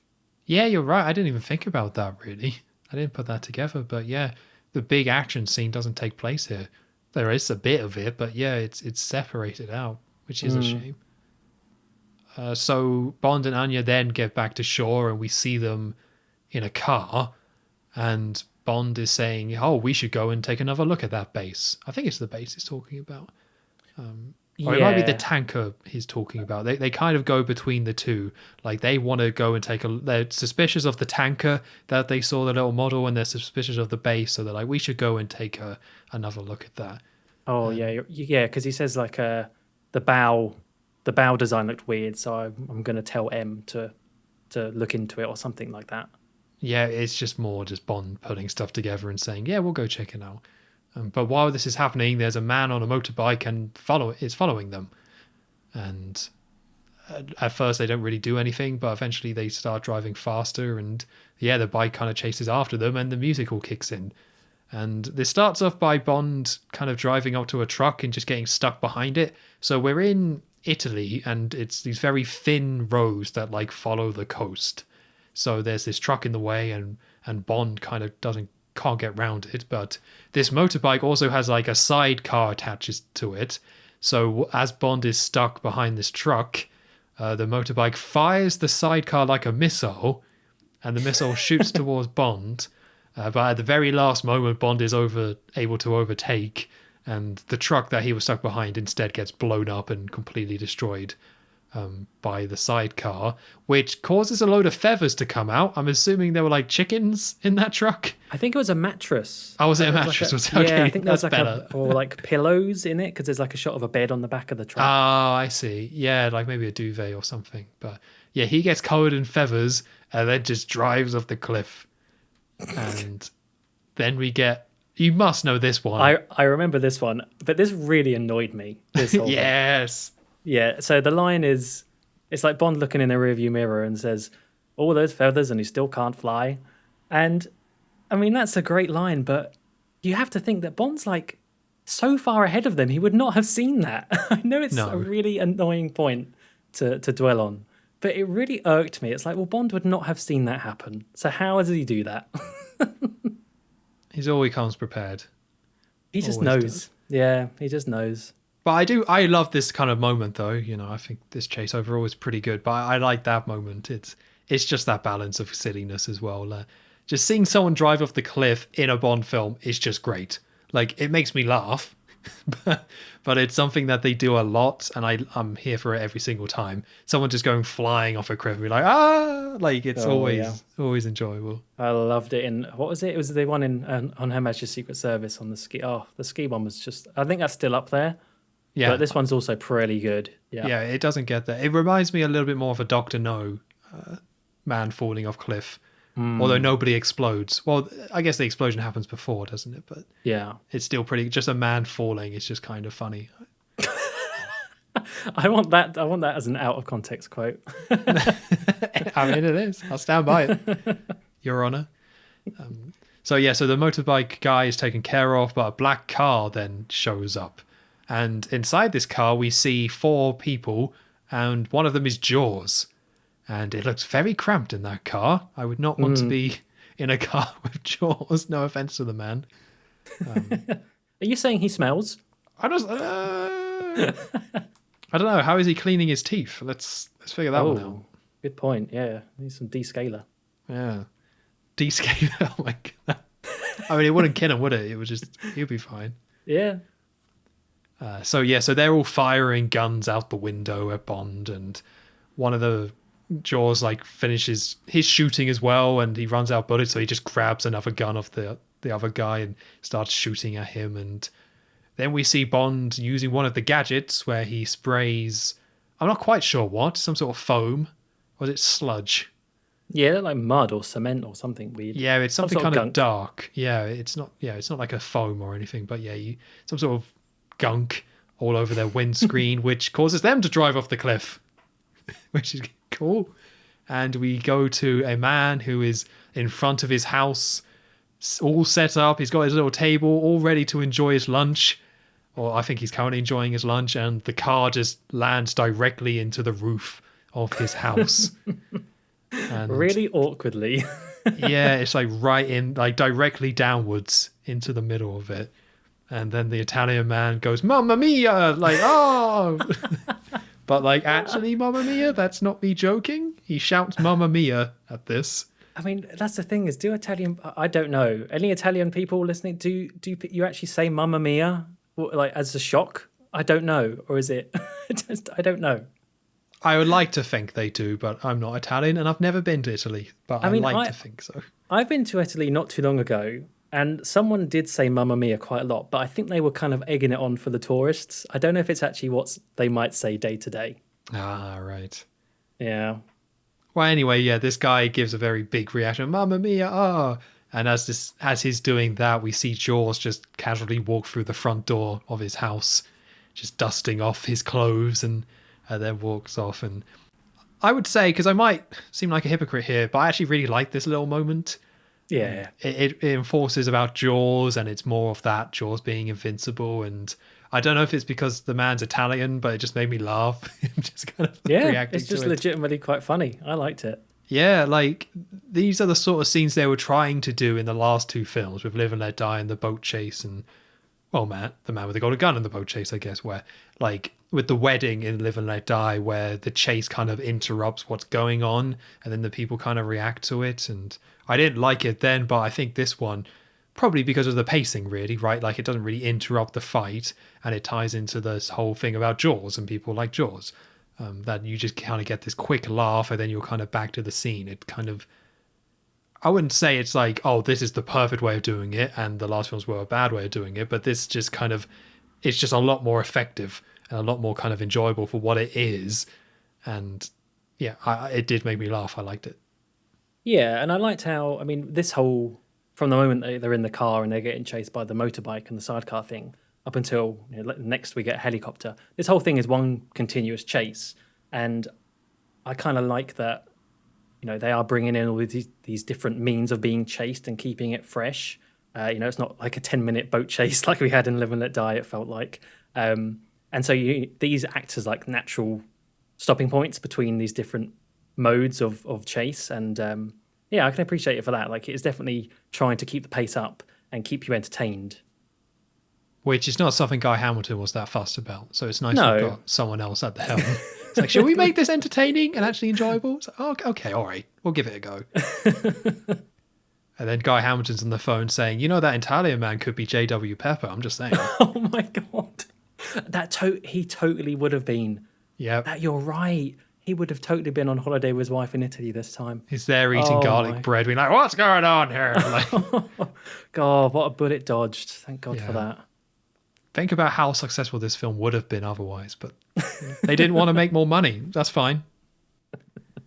But yeah, as you say, we carry on with the scene. Very quickly, we get to a helicopter then shows up, which is flown by Naomi, the woman from before. And this is where the funky kind of Bond 77 kind of song kicks in again. And like, I think one of the problems I have with this theme is that the elements where they are just taking the Bond theme and kind of giving it a different spin, I love. Like when you actually hear those elements from the original Bond theme being played here, I think that's awesome.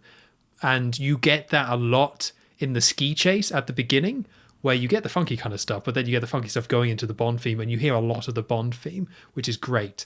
But I feel like a lot of these other examples, when it comes in, they don't really play that part of the track too much. They instead just stick to that beginning, like guitar funky bit.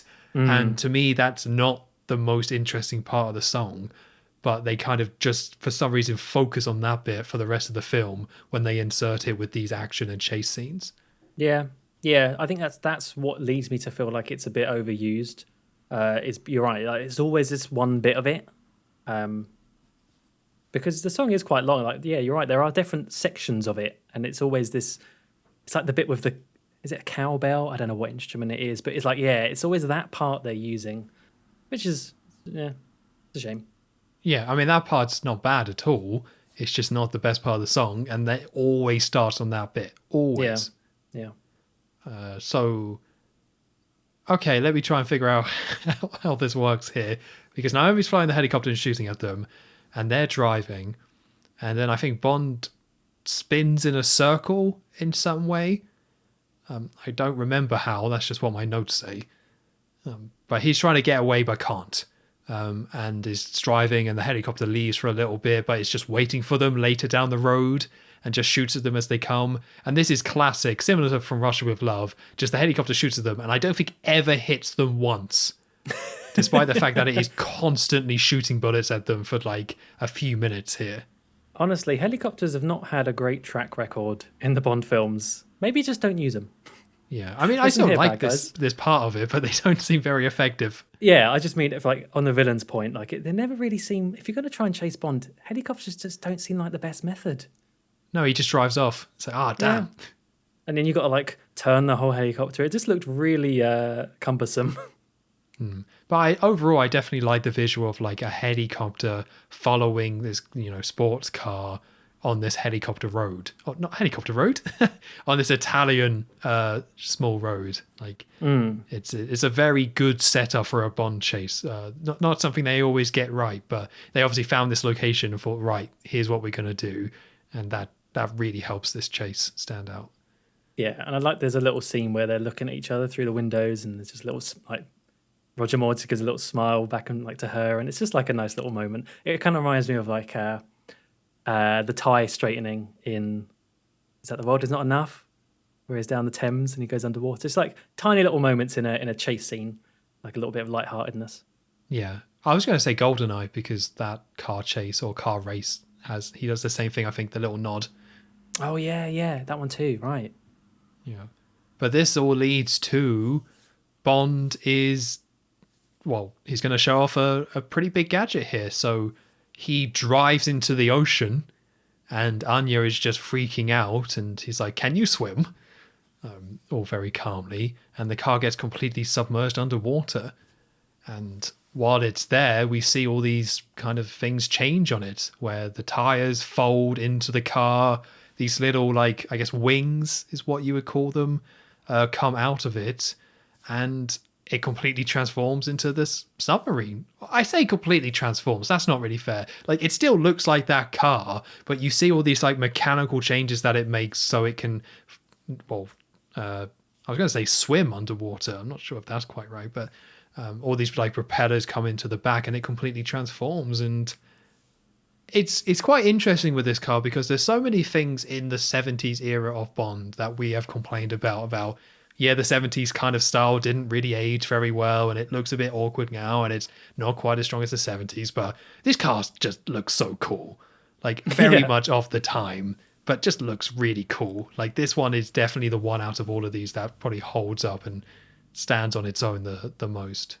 I mean, if you're going to have any car that's going to transform into a submarine, like the Lotus Esprit is a pretty good one to pick. I mean, as you say, it adds on some propellers and some fins and things on the side, but it already looks really sleek and cool looking. So that's as much as it needs to do to then sell you that, oh, yep, that is now definitely a submarine. I can totally believe that. And I think just those insert shots of it transforming is what really sells it.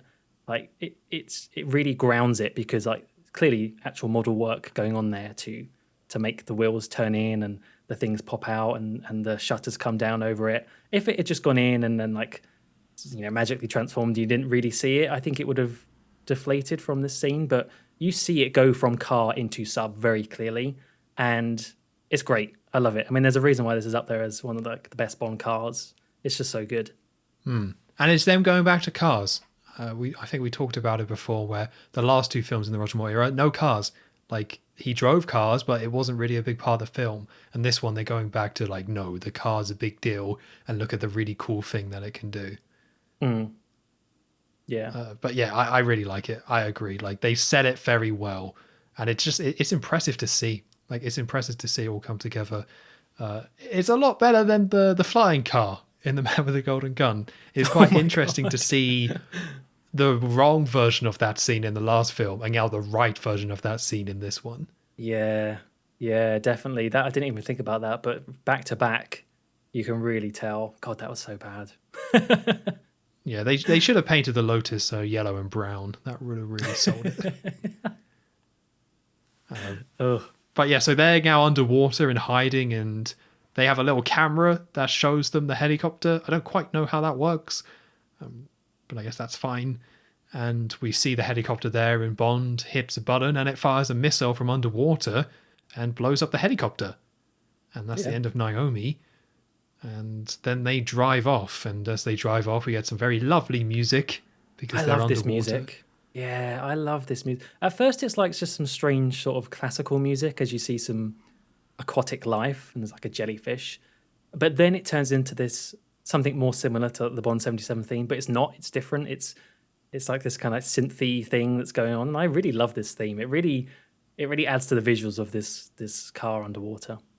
Yeah, the visuals are great here because, yes, seeing the car underwater is great. And overall, all the scenes with this car, it looks really good. Like, they set it really well. But it's nice that they just throw in shots of, like, the reef and manta rays and jellyfish. And I don't know, maybe in another film I wouldn't have liked this stuff. But I don't know, it's really cool. It grounds this car as actually being in the ocean, even though they do kind of shoot it separately. But maybe it goes back to me liking water, like back in Thunderball. But I like seeing all the manta rays. It's not really needed, but I think it looks really good. Yeah. So in the Lotus Esprit, they swim down. So what is the right word? I don't know. Propel, I guess. Propel down to the Stromberg's lair near the bottom at the legs, and they're looking around, and they're trying to get some intel about what's going on and how he's tied into the whole sub disappearance. Now, I don't really know what they see, because they do go down to where this round bottom window is, and you do get this shot looking in, and you see like a big, I think it's a big globe, like a big map, and maybe Stromberg's there. It's really not very easy to work out what they're seeing, but it's clearly enough.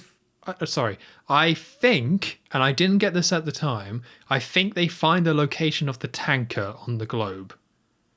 Oh, I did not get that at all. I didn't get it until I was just thinking about it now. But obviously later in the film, they go to that tanker and they use the sub as bait, right? So Yeah. I'm assuming they found the location of it, and that's why they went there to kind of use it as bait.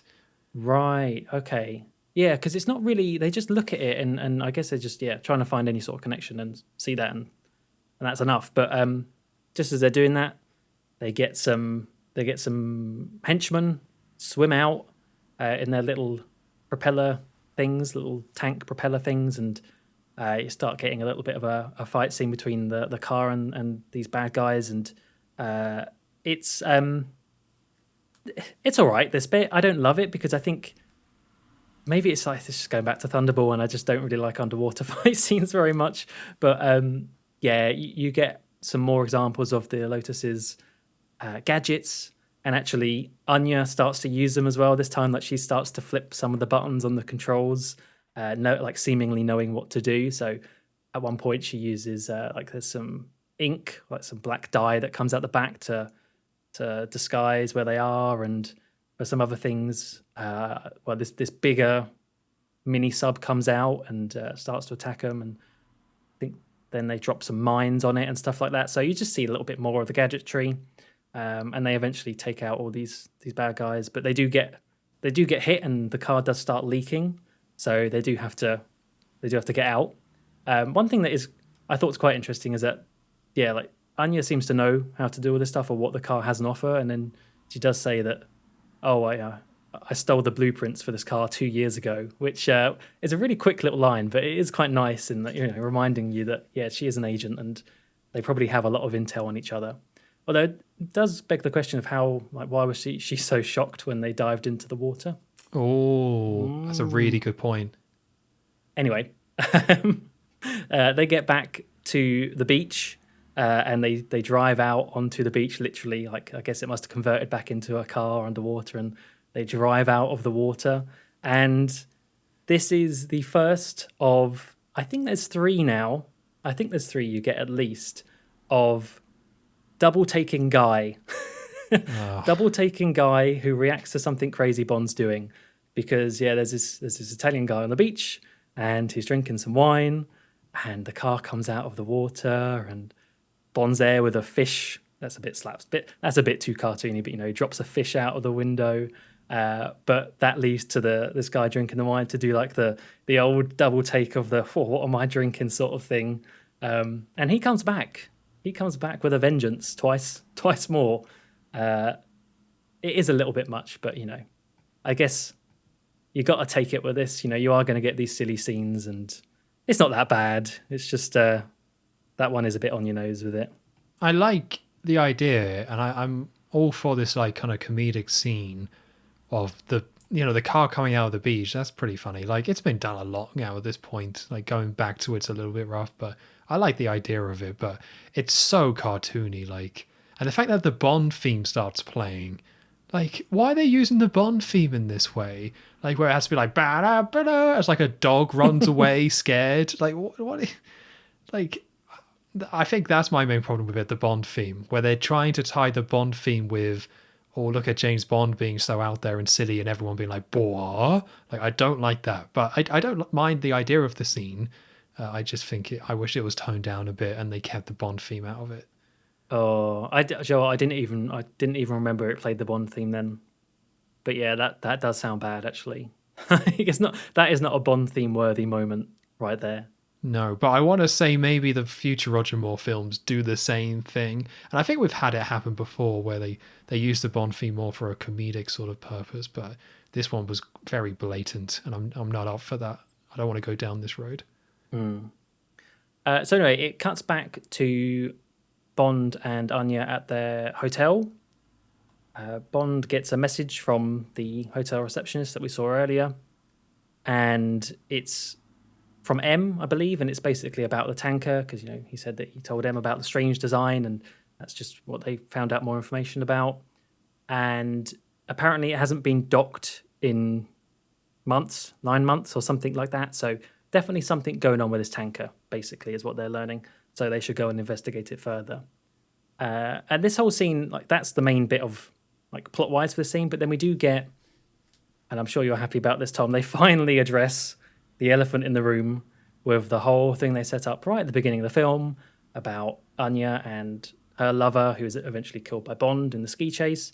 Because can't quite remember how it's done. I think Anya she's lighting a cigarette, and so she asked Bond to light it for her, and it's like such a contrived way of bringing it up. It's like, oh, that's a nice lighter. Where did you get it? And he's like, oh, I got it in the Alps, in Austria a few months back. And she was like, oh, really? Or she's like, oh, how long ago was that? And basically that's how she connects the dots of he was the British agent. It's taken her this long to realise he was the British agent that killed her lover. I think he got a name. I can't remember what his name was. And I like this scene because I like the scene and I don't. I like the scene because you actually get. I don't want to be too harsh on Roger Moore here, but he's not the most versatile of actors. Let's put it that way. But you do actually get a bit more from him in this scene where.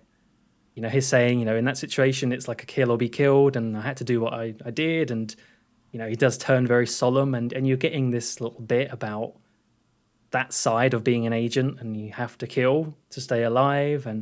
And I like that. I like this little play between him and Anya. But I think it sets up for disappointment because it really doesn't go anywhere. This plot detail about how when she learns of this, she says, because we're on a mission, we'll carry on. But as soon as this mission is over, I will kill you for what you did. And like it's a strong premise, but ultimately, as we find out, I don't really think it goes very far. It doesn't really go anywhere. Yeah, the scene as the vacuum is great because so far there's been competition between the two, but we've seen that she's kind of warming to Bond. So having this kind of be revealed here is kind of nice. And yeah, I think Roger does do a good job with it. And the fact that Bond is very straight with her, it's like, we're in the business of people being killed. It was either him or me, so this is what's going to happen. And she kind of does somewhat understand that, but obviously she's still upset. So it's like, I'm going to kill you, but after the mission. So yeah, I really like this scene in terms of the progression of this film. I think it works really well because now they're still working together, but there's this new tension. But as you say, it's a Bond film. And she's the Bond girl, so we know how this is all kind of going to go and that they're going to fall into each other's arms and it's all going to be a big happy story. But yeah, I think this idea on its own is good. It's just because she's the Bond girl and at this point there was no way they were going to mix up that formula. We know at some point later in this film that's all kind of going to get pushed out the window. Well, pushed out the window to an extent, I'd say, in the very next scene. Maybe not completely out the window, but I think a lot of the tension of that scene is immediately destroyed because it cuts to them being lowered from a helicopter onto, well, it turns out it's like a American aircraft carrier. But it has this shot of them as they're like face to face being lowered on this rope. And Bond is just like, it's like the biggest grin on his face. And it's immediately happened after this scene where she's like, I'm going to kill you after this. And just to jump straight to that where Bond is, I don't know what he's trying to do, but it just doesn't sit right at all to me. It really saps anything that scene would have then carried over. Ugh, I really hate that bit. Well, it's just Roger Moore's Bond, or just Bond being Bond in general. That he's just, throughout the film, even when she's been annoyed with him, he's all been that cheeky chappy sort of thing. And Yeah, like you could have probably just completely cut that out, couldn't you? You could have just had them on the sub. You didn't Yeah. need to show him like that. Yeah, like as you say, like you actually get you've got Roger Moore, you've got Bond there being serious and seeing a side of him you haven't really seen very much of as this iteration of Bond. And I really like that. And I just think they didn't need to immediately go back to cocky Bond, like literally in the next scene. But there you go. Just can't help himself. They really can't. No, but this leads to them. Yeah, they get onto this American sub or American manned sub. And Oh yeah, it is a sub. I don't know why I said aircraft carrier. Of course it's a sub. yeah, and we get a very awkward scene where Bond and Anya and the captain of this ship, and the man is just like all googly eyes and just shocked to see a pretty woman. He's just oh blah, blah, blah, blah, blah. I was like, and then offers. I'm gonna get through this kind of quick. Basically, offers for her to use his personal shower, which apparently then she just says yes, because then we just cut to later on where the captain's in his quarters and somebody else comes in who's working on the sub, and then like is giving him a report, and then behind him there's the shower curtain, but there's a big old gap in it, and you just see Anya naked showering. But also not even hidden for the cameras. It's another case where she's like completely naked and you just see her topless quite obviously. And then the guy who came in is all like, oh, only for the captain to be like, what happened? You never seen was it a commander shower before? Or, oh, it's whatever her rank is. Yeah, yeah.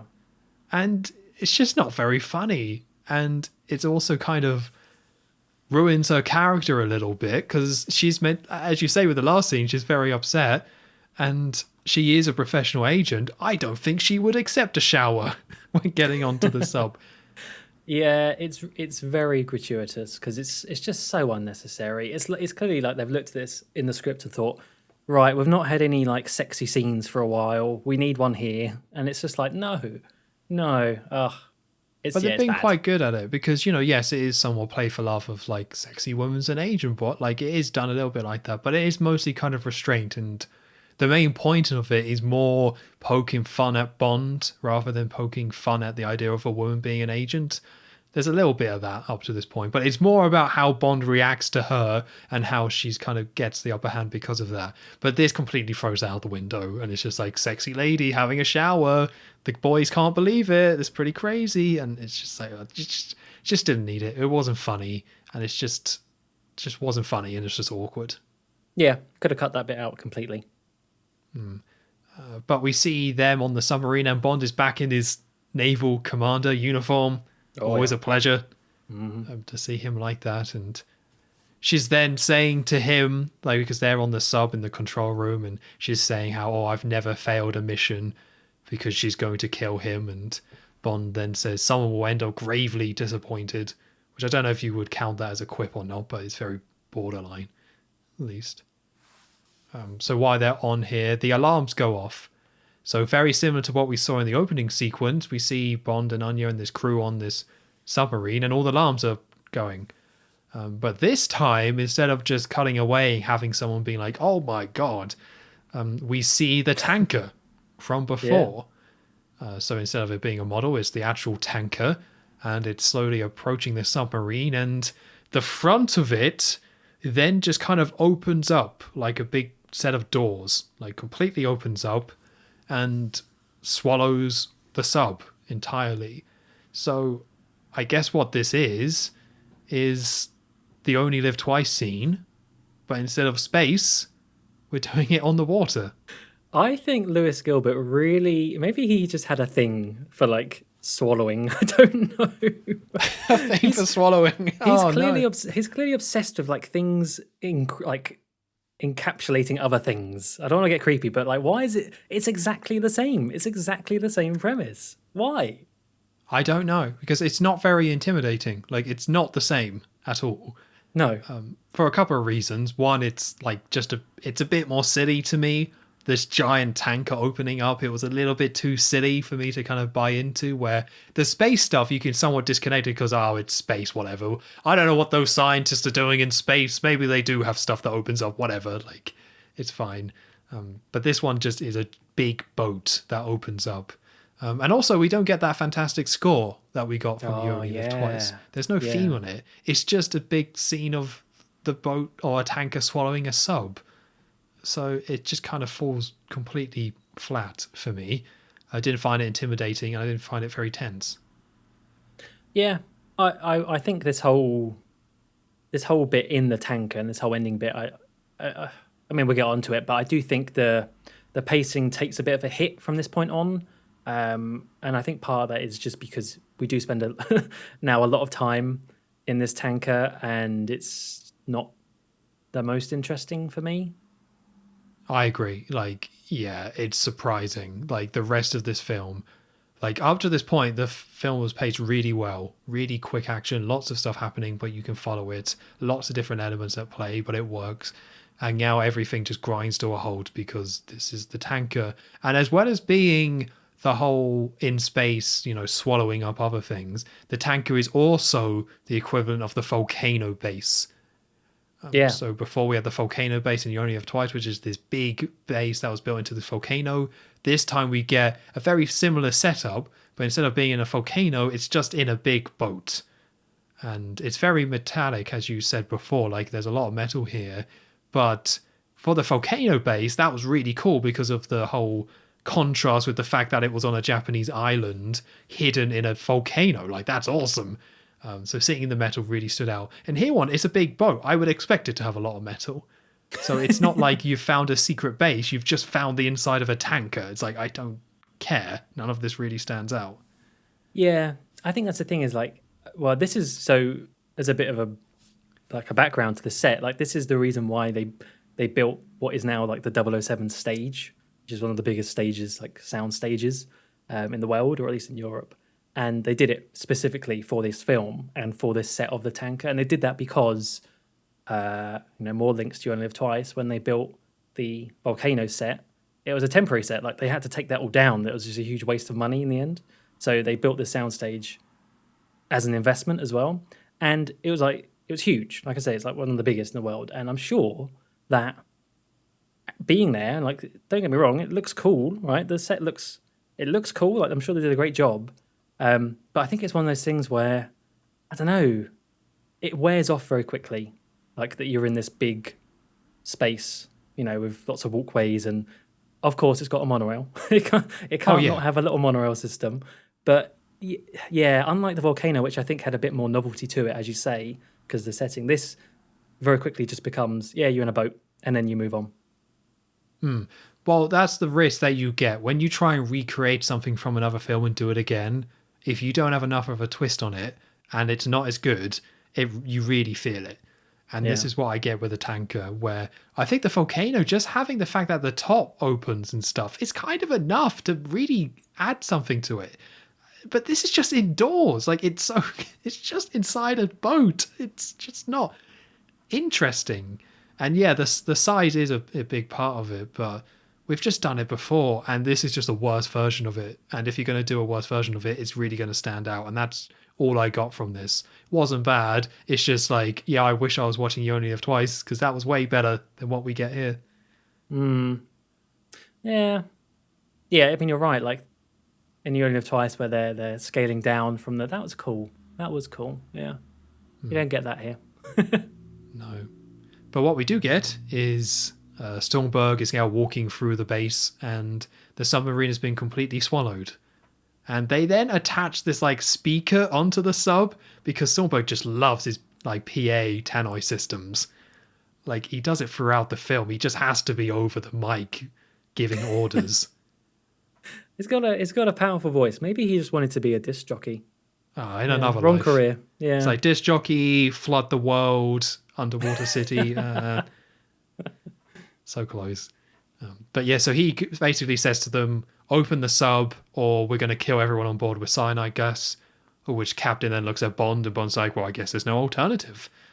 Of which the captain takes that to mean we should leave. I don't know if Bond actually wanted to do a suicide run there, but that doesn't happen.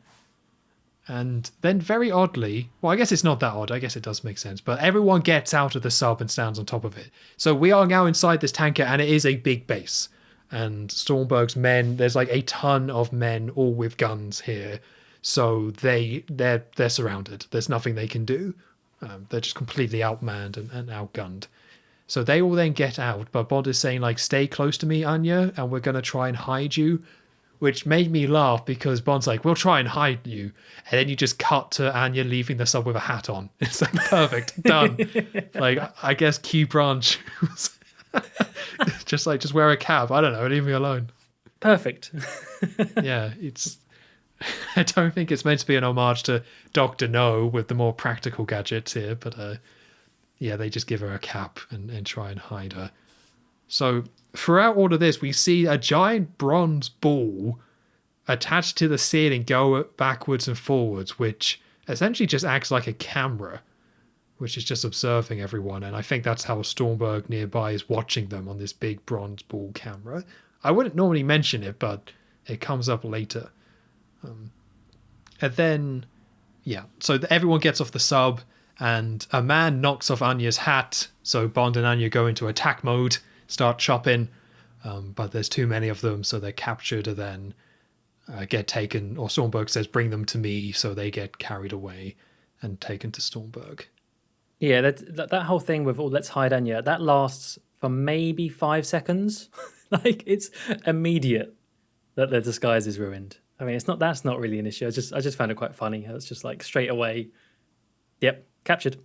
Yeah, it's just funny. Like, it makes sense, like, right, they would recognize her, but they would probably recognize Bond, or Stromberg would anyway. I don't know why. Like, he's seen him. They've met face to face. Yeah, and especially because Bond is wearing his, like, he's got a different outfit as well. He's got his commander outfit on. He sticks out like a sore thumb.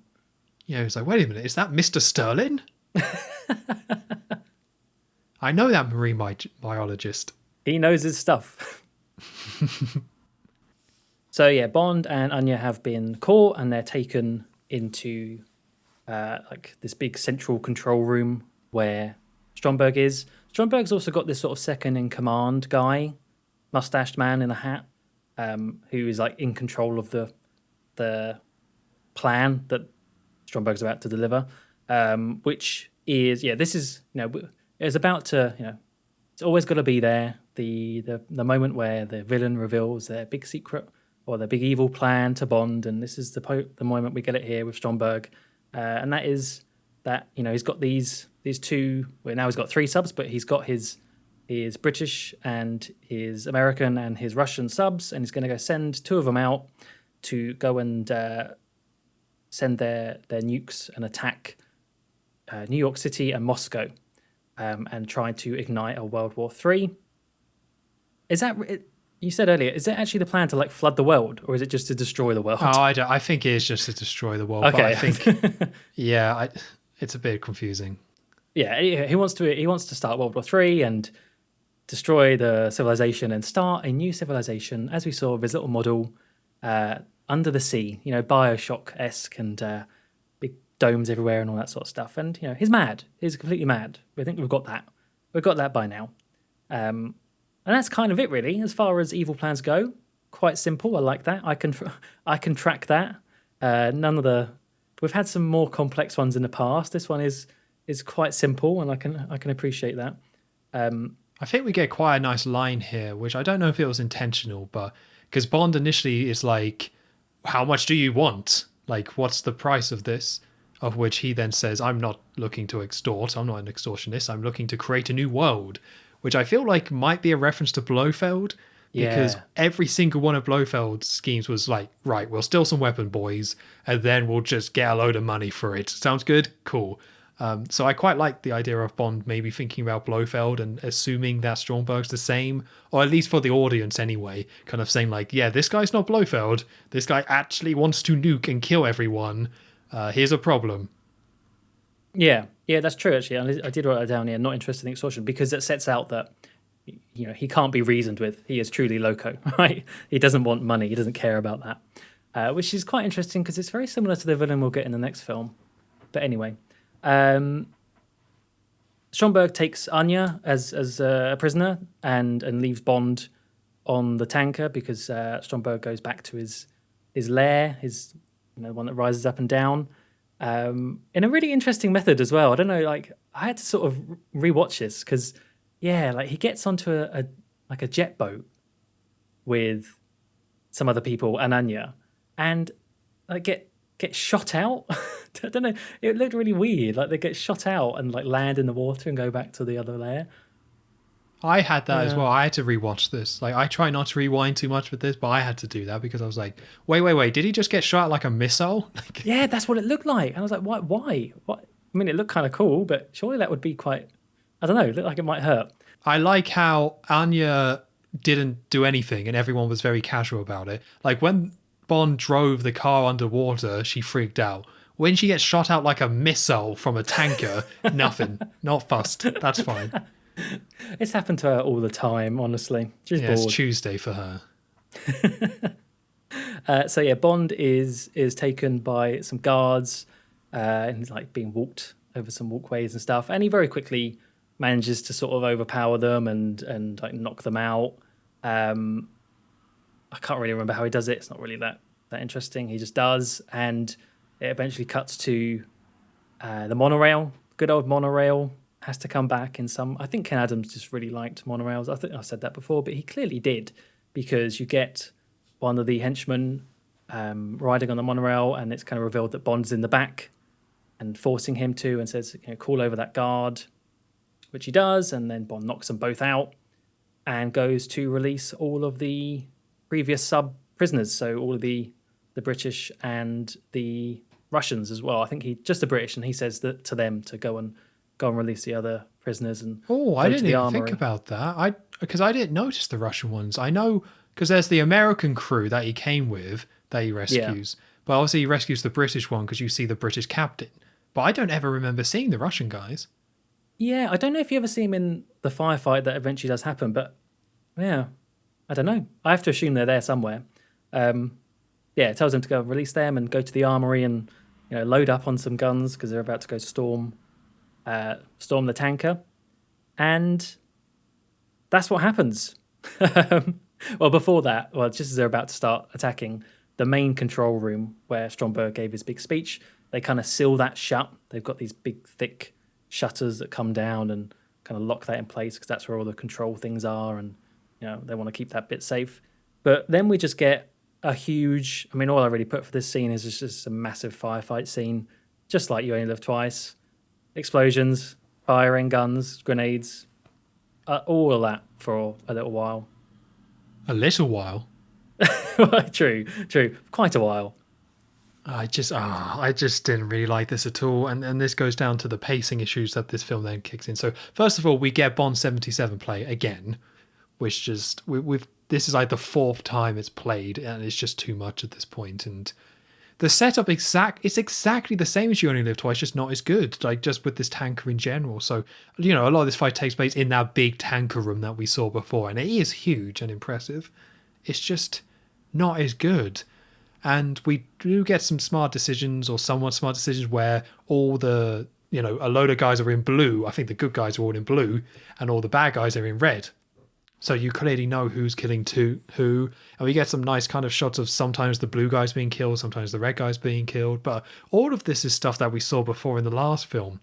And something that I praise You Only Live Twice for was how it gave you a really good sense of progression to kind of get more invested with the fight, where they start from the top, go down, and kind of take over the control panel. So even though you're seeing a lot of like explosions and shooting and stuff, and it somewhat feels random, they did a really good job of connecting it all to be satisfying in the end and have a real purpose. This doesn't have that.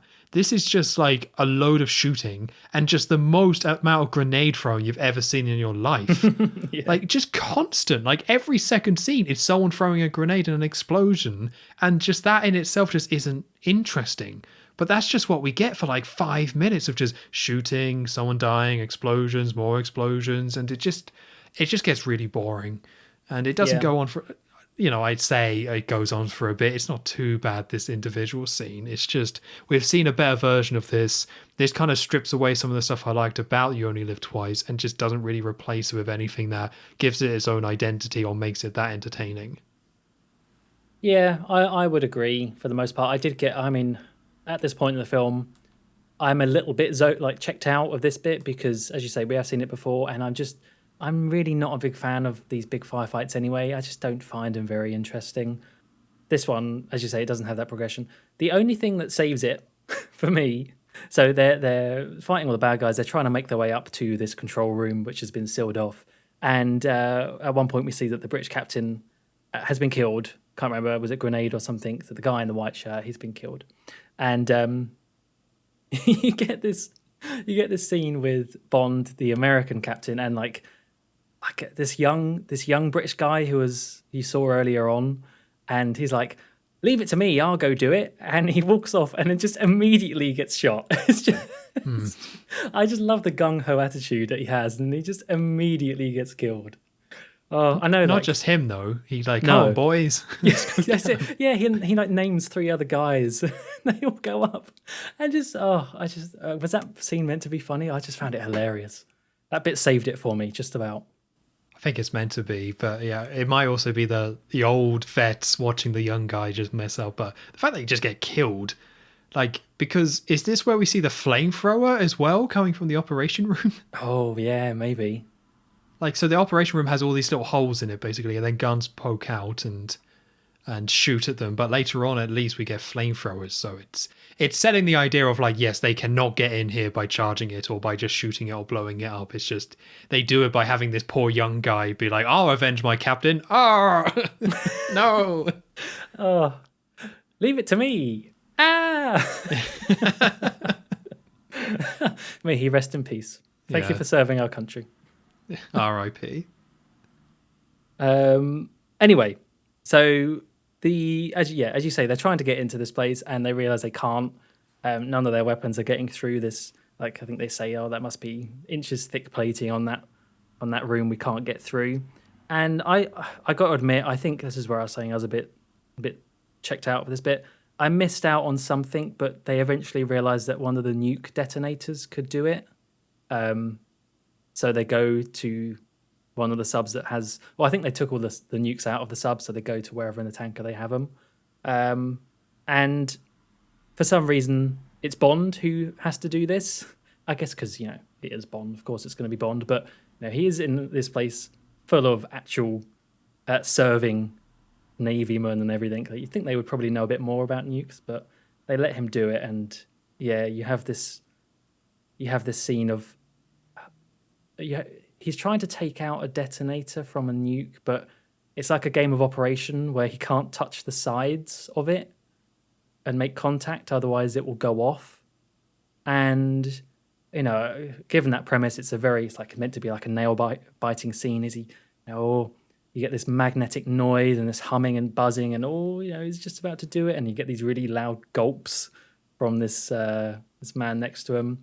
I really didn't like this bit. Again, it's just more bad pacing where you've just had this massive fight scene and then it just suddenly stops dead and you have this bit that's meant to be really tense and dramatic and it just doesn't work.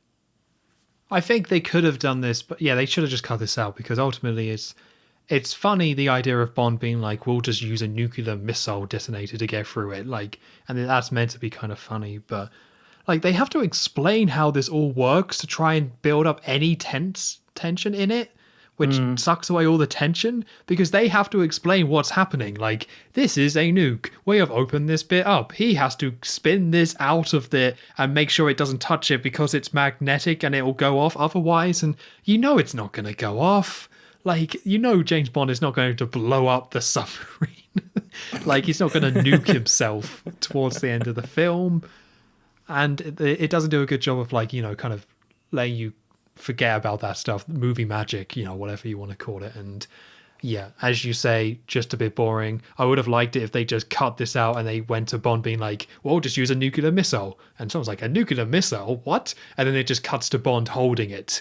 And then, like, that would have worked fine. But this is just kind of dumb. It's not very interesting. It's not very good. And after the last scene, it's like...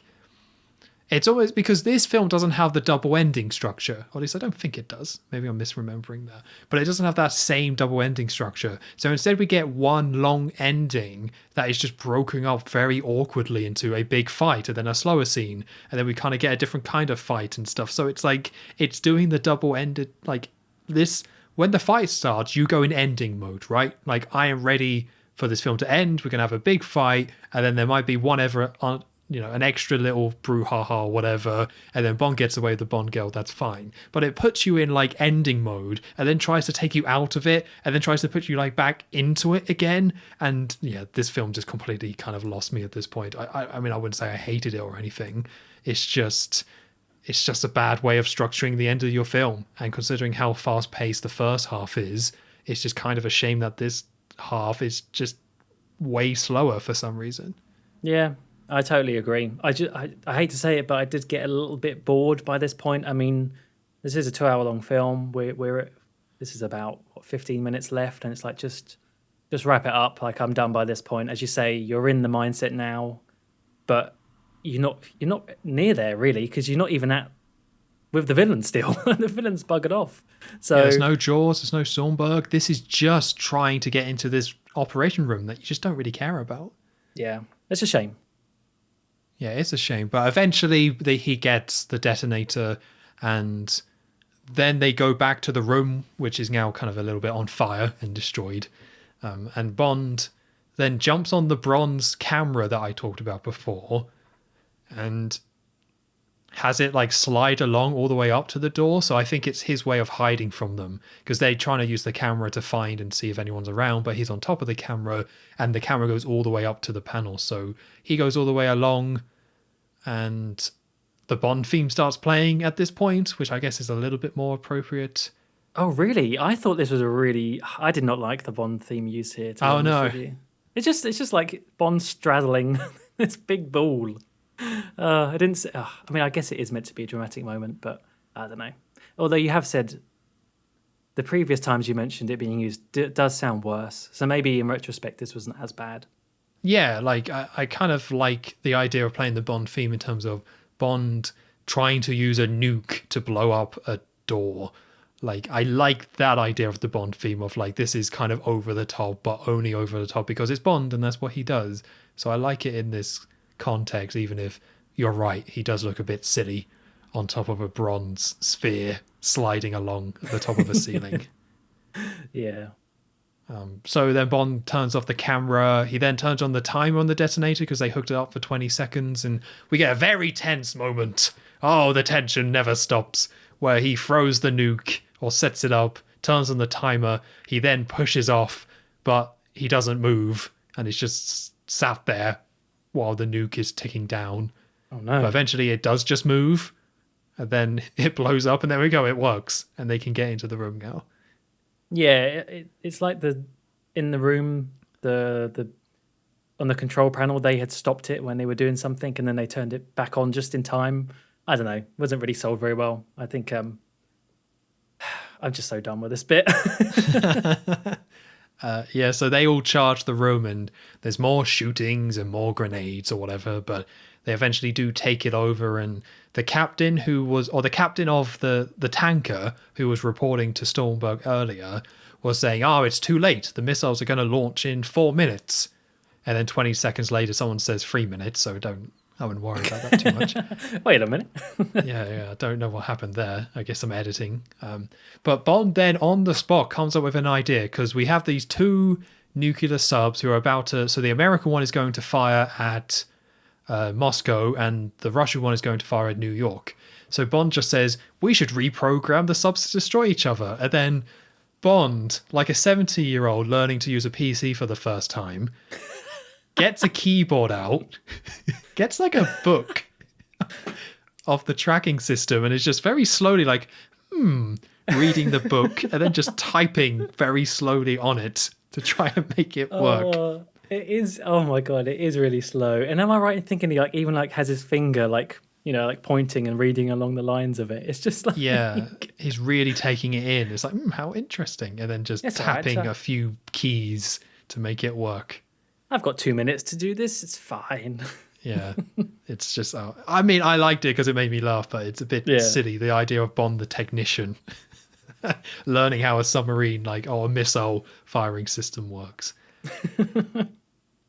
But yeah, so eventually he makes them come up, and you can see on the screen the positions of the two sub, and the American captain then sends this. Like, this goes on for too long as well. I think the tension has been sucked out of this kind of finale due to the other scenes that we talked about before.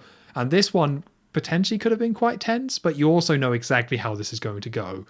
Like, Bond says we should reprogram the subs to destroy each other, and we just see that happen.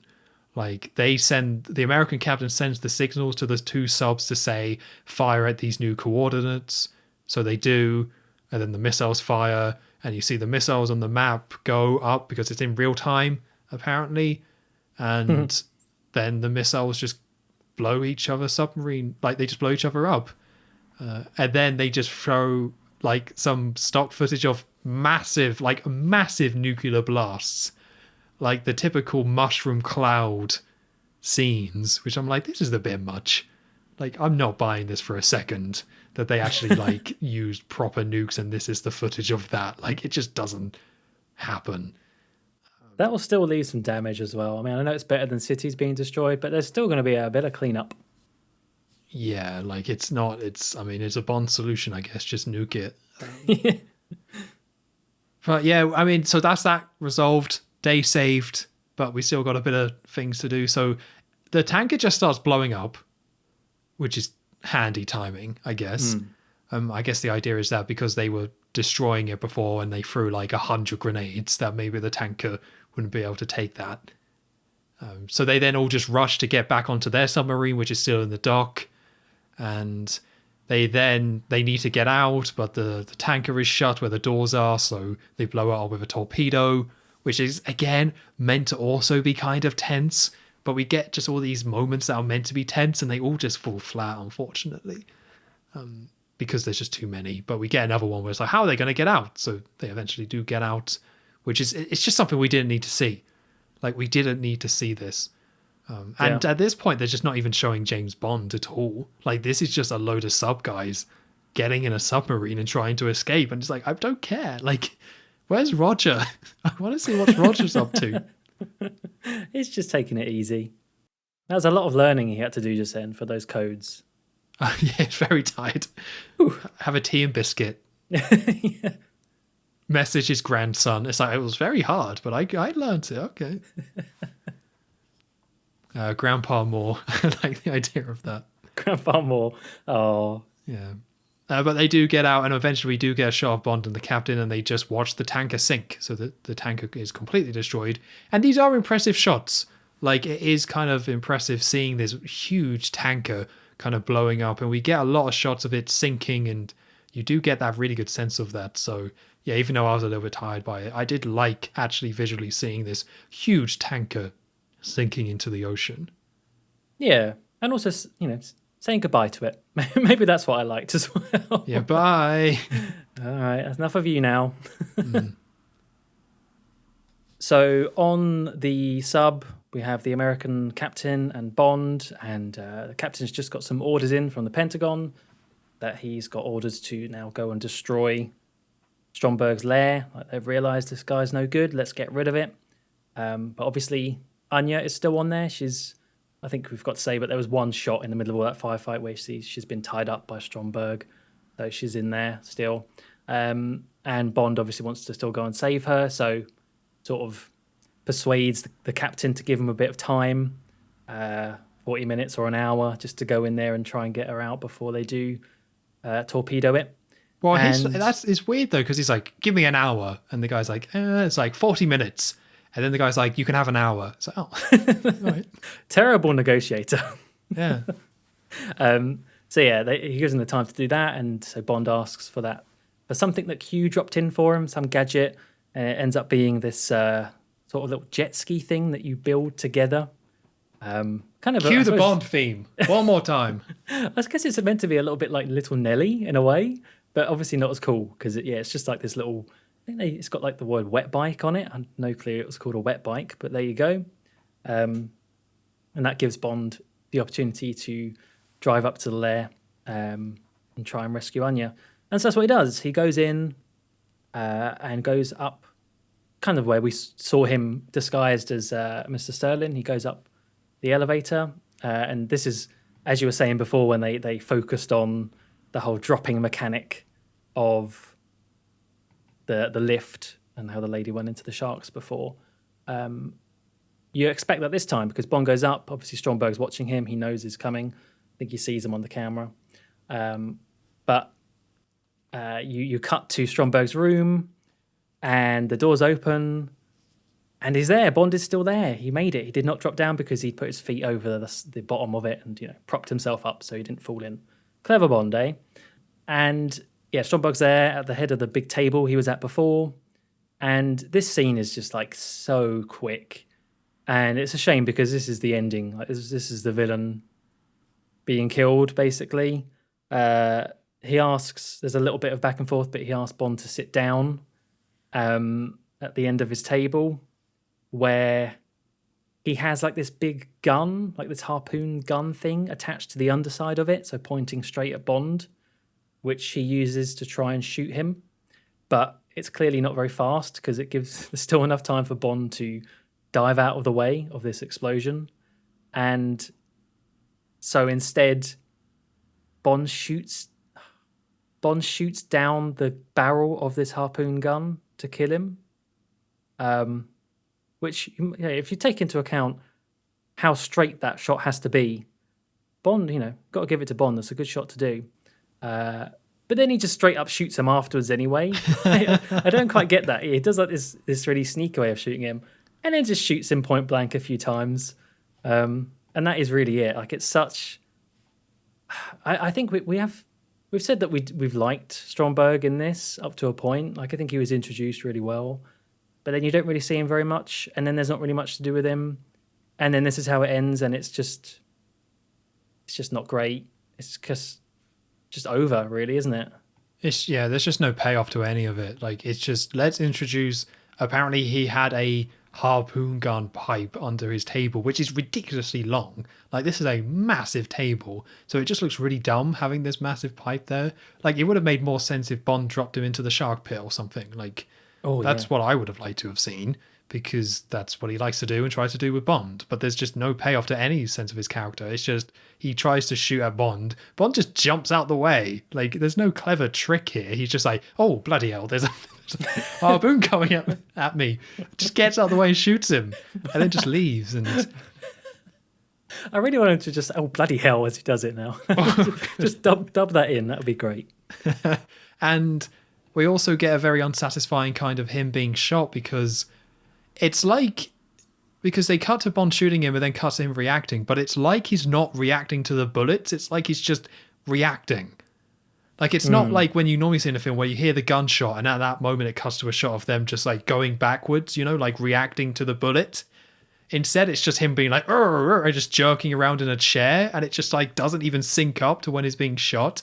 Yeah. He's just doing this big hammy, like, oh, you've killed me. Like, and usually I'm all out for a bit of ham, but seeming how this is the end and there's no real kind of like narrative or like narrative payoff to any of this, it's just a bit lame. Yeah, a lame ending to the villain, but there you go. I can't ask for too much, I suppose. No, but we're not done yet. No, it's not the only villain. So Bond then goes off trying to find Anya still and enters this like metal corridor, and Jaws is there. And the thing that's quite nice about this is that it started with Bond has a gun. So it's like, right, I'll just shoot him. But shoots him in the mouth. And because he shot him in the mouth and it's got a metallic jaw, or jaws, or teeth. He doesn't have a metal jaw, does he? He has metal teeth. What is he not called teeth? Anyway. Teeth. We meet again, teeth. I can see why they didn't call him Teeth. Yeah, Jaws is the better name, but he doesn't have a metal jaw. It's right. But anyway, so Bond shoots him and it hits his metal teeth, and because he spent all that time shooting Stromberg before, he's run out of bullets and has to reload. So Jaws grabs him and gives him a little bit of a throw. And they go into another room, and it's like this. It's a pretty big room, to be fair, which has got like 2 levels and like a ton of water below. It's a very James Bond looking area, but it's all like railings and gratings and stuff like that. I think I might have got this a little bit wrong, but anyway, Jaws and Bond is in this room, and Bond is trying to climb off the railing, which Jaws just like grabs him and stops him. Yeah. And then Bond does eventually do it. And he goes into the middle of this room where there's this control panel, and there's a magnet control, luckily. For some reason, yeah. Yeah, like, of course you would need one of those for a underwater base or whatever. So then it's this giant magnet that's hanging from the ceiling. So Bond puts it over the top of Jaws, and Bond then smiles at Jaws and turns it on, and Jaws gets stuck to the magnet by his teeth, of which Bond then kind of picks him up, and he's like hanging off this big magnet. So he just very calmly moves him over to the water, and we see that there's a shark in the water, and we see that, yeah, Bond drops him in, and Jaws gets attacked by a shark. But instead of having the shark win, instead Jaws just wrestles with the shark and bites it to death. Yeah. And this was kind of horrible to watch. And maybe that was the point, because Jaws is supposed to be kind of intimidating, but there is so much blood in this scene, and I don't know how they did this, because that shark is moving the whole time, and I can't imagine they had the actor bite a shark, but it's shot too convincingly well, I think, which it made me uncomfortable, because I don't want to see a shark get bitten to death. Oh, I don't remember much of it, like in the details of it, but it wouldn't surprise me if there was some not great animal treatment. But the thing is like, I like the premise of this. And the thing is, they must have known that they had sort of a winning character with Jaws, because, you know, they do, ultimately Jaws does defeat the shark and he does survive. So they must have known, like, right, we're going to bring back this character because he's going to be a fan favorite, which he was. So I do like this whole setup of like, not even a shark can beat him. Like he is one tough fella. Yeah, I do as well. Like, it doesn't, like, I don't know how they would have pulled that off successfully with this film and in this underwater base, giving him a satisfying ending. So instead, just have him continue the whole I'm invincible and can do whatever thing, and have him kill a shark, which has been a very like intimidating animal that we've seen multiple times kill a lot of people in these films. But having Jaws actually survive that is like kind of shocking. So yeah, I really liked it. It's a really nice kind of wrap up where Bond gets the better of Jaws, but Jaws being Jaws also survives. Like, it's a really nice balance between those two. Wait, what year did Jaws come out? 72, 71? Oh, okay, so this would definitely have been after that. Maybe it was reference to that as well. I don't know. Oh, what? Our Jaws is better. Jaws defeating Jaws, yeah. Jaws on Jaws. We cut back to the American captain who's on the submarine, who is saying, oh, we're 5 minutes overdue. So he's given Bond an extra 5 minutes, but he fires the missiles. But at the same time, Bond finds Anya and frees her, and we kind of get a lot of shots of the base being flooded, because now the base is being attacked and exploding, and we see Jaws swimming and trying to get away, and a lot of water is then dropped on him, and eventually Bond and Anya, going through all these flooded corridors, finds the escape chamber, but it won't open, and eventually Bond sees a hatch, and everything's kind of sinking, and Anya is freaking out, and eventually they do get into the pod. And we see it's this kind of small pod here, but it's all very fancy, and we get a shot of them like calming down for a second. So they're all very wet from the water, but they're just not too sure what's happening. And eventually Bond sees some champagne and pops it open. But as we know, Anya is still mad at Bond and said, I'm going to shoot you after the mission is done. And now the mission is done. So Anya points the gun at Bond. We get a little zoom in on Bond, and she goes to pull the trigger. But instead of the trigger going off, the champagne cork pops instead. Ah. Yeah, which I actually kind of liked as a moment. And Bond asks for one final request and says, let's get out of these wet things. Which causes her to smile, and then they kiss. And basically, well, sleep together. And then Jaws comes and attacks him, because you have to have that. You have to have the henchman come back, right? That's the pattern, isn't it? Not this one. Oh, thank God. Not this time. He Oh, thank God. he just rips the metal off. I mean, you do see him in the ocean, so he's still there. He could find him. So the last shot of Jaws is him just swimming. Like, he gets to the top, so the base sinks with him in it, and he just swims upwards and is fine. And then just starts swimming in a random direction, which I think is a great last moment for him. I'd love to see him ripping open that escape pod, though. That would be great. Oh. So they're kissing in bed, and eventually the pod gets rescued by a nearby ship, and we see Q, M, and the KGB guy waiting for them, being like, "Oh, it's a job well done, very good." And there's a big circle kind of window in the escape pod, and they all go up to it and bend down and see them naked in bed kissing, basically sleeping together. And M's like, "Bond, what do you think you're doing?" And we get quite a famous quip here where he says, "Well, I'm keeping the British end up, sir." Oh. And then I'll let that one pass. Yeah, and then Q I said Q and stopped, which Q is there, but sadly he doesn't do anything. But yeah, a kind of a campy version of the main theme plays before going into the proper version and credits. Yeah. That's the film. It's like a musical version, or it's like a Broadway thing, isn't it? Of like a choir singing it. Very strange. Very, very strange ending. So I think we've already kind of hinted at this, but yeah, the Anya stuff is just kind of very lame. That they were going through all this, but they just didn't really have enough time in the film to resolve this. So instead, we just get a silly moment with Bond popping a champagne bottle open, and she just forgives him, and they sleep together just for the sake of this line of keeping the British end up and stuff. It's just like they had to get there, and they've already spent quite a lot of time on this, so they just got there. You're at the end of the film, so it didn't bother me too much, but it does kind of put a little bit of a stain on Anya and the character that it had to go to this place just because a Bond film has to end with the Bond girl and Bond sleeping together as the final shot. Oh yeah, totally. I mean, as I say, it was doomed to fail. This whole plot point.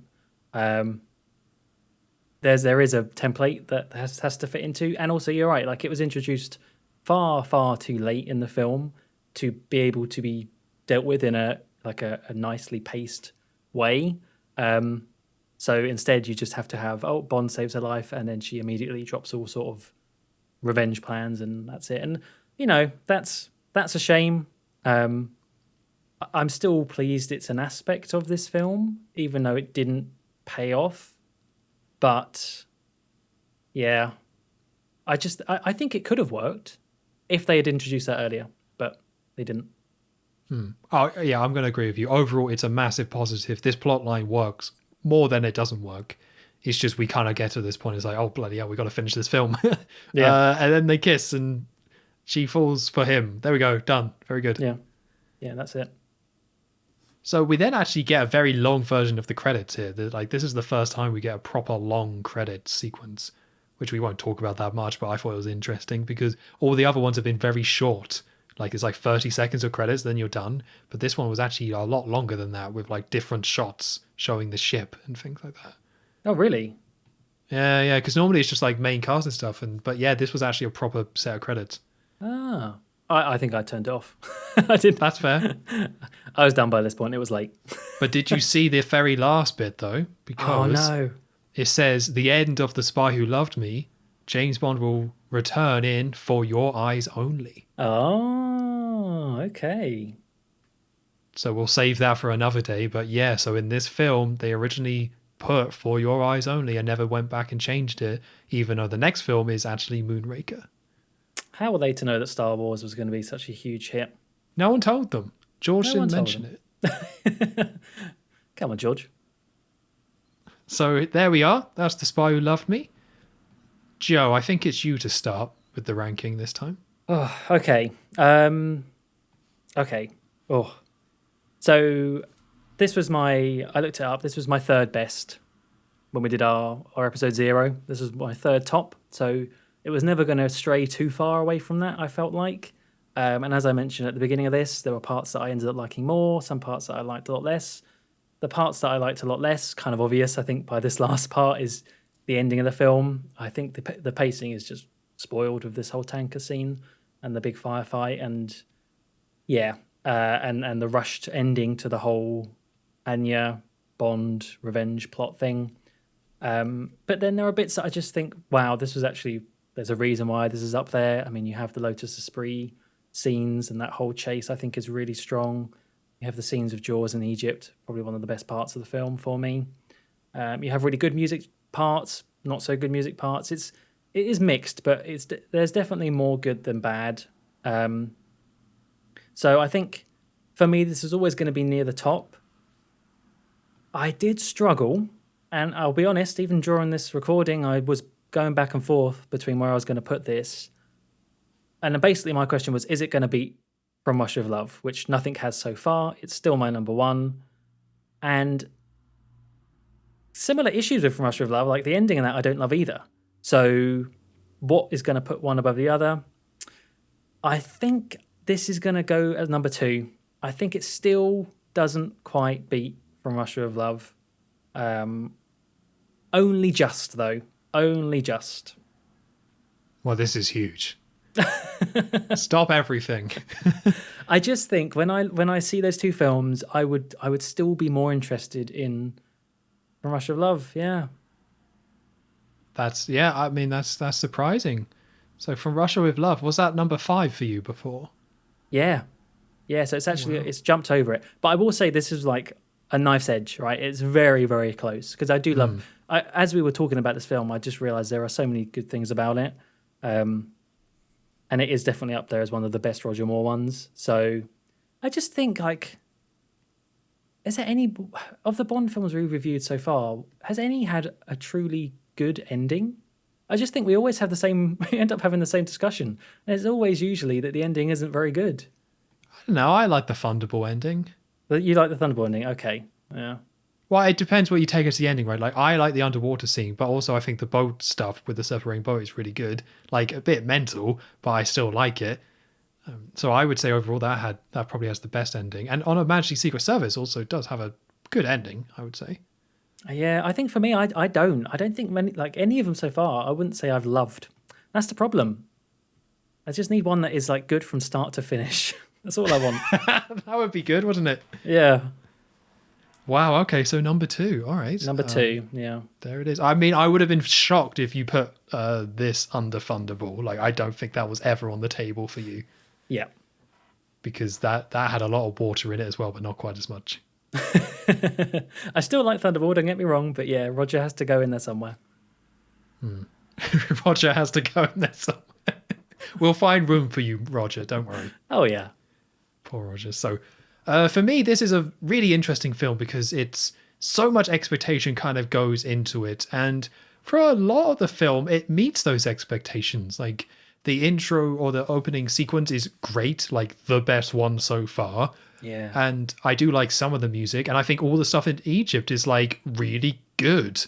Like the first half of this film is like really, really good and completely meets that expectation. Apart from Sandor. Let's take a moment to appreciate Sandor.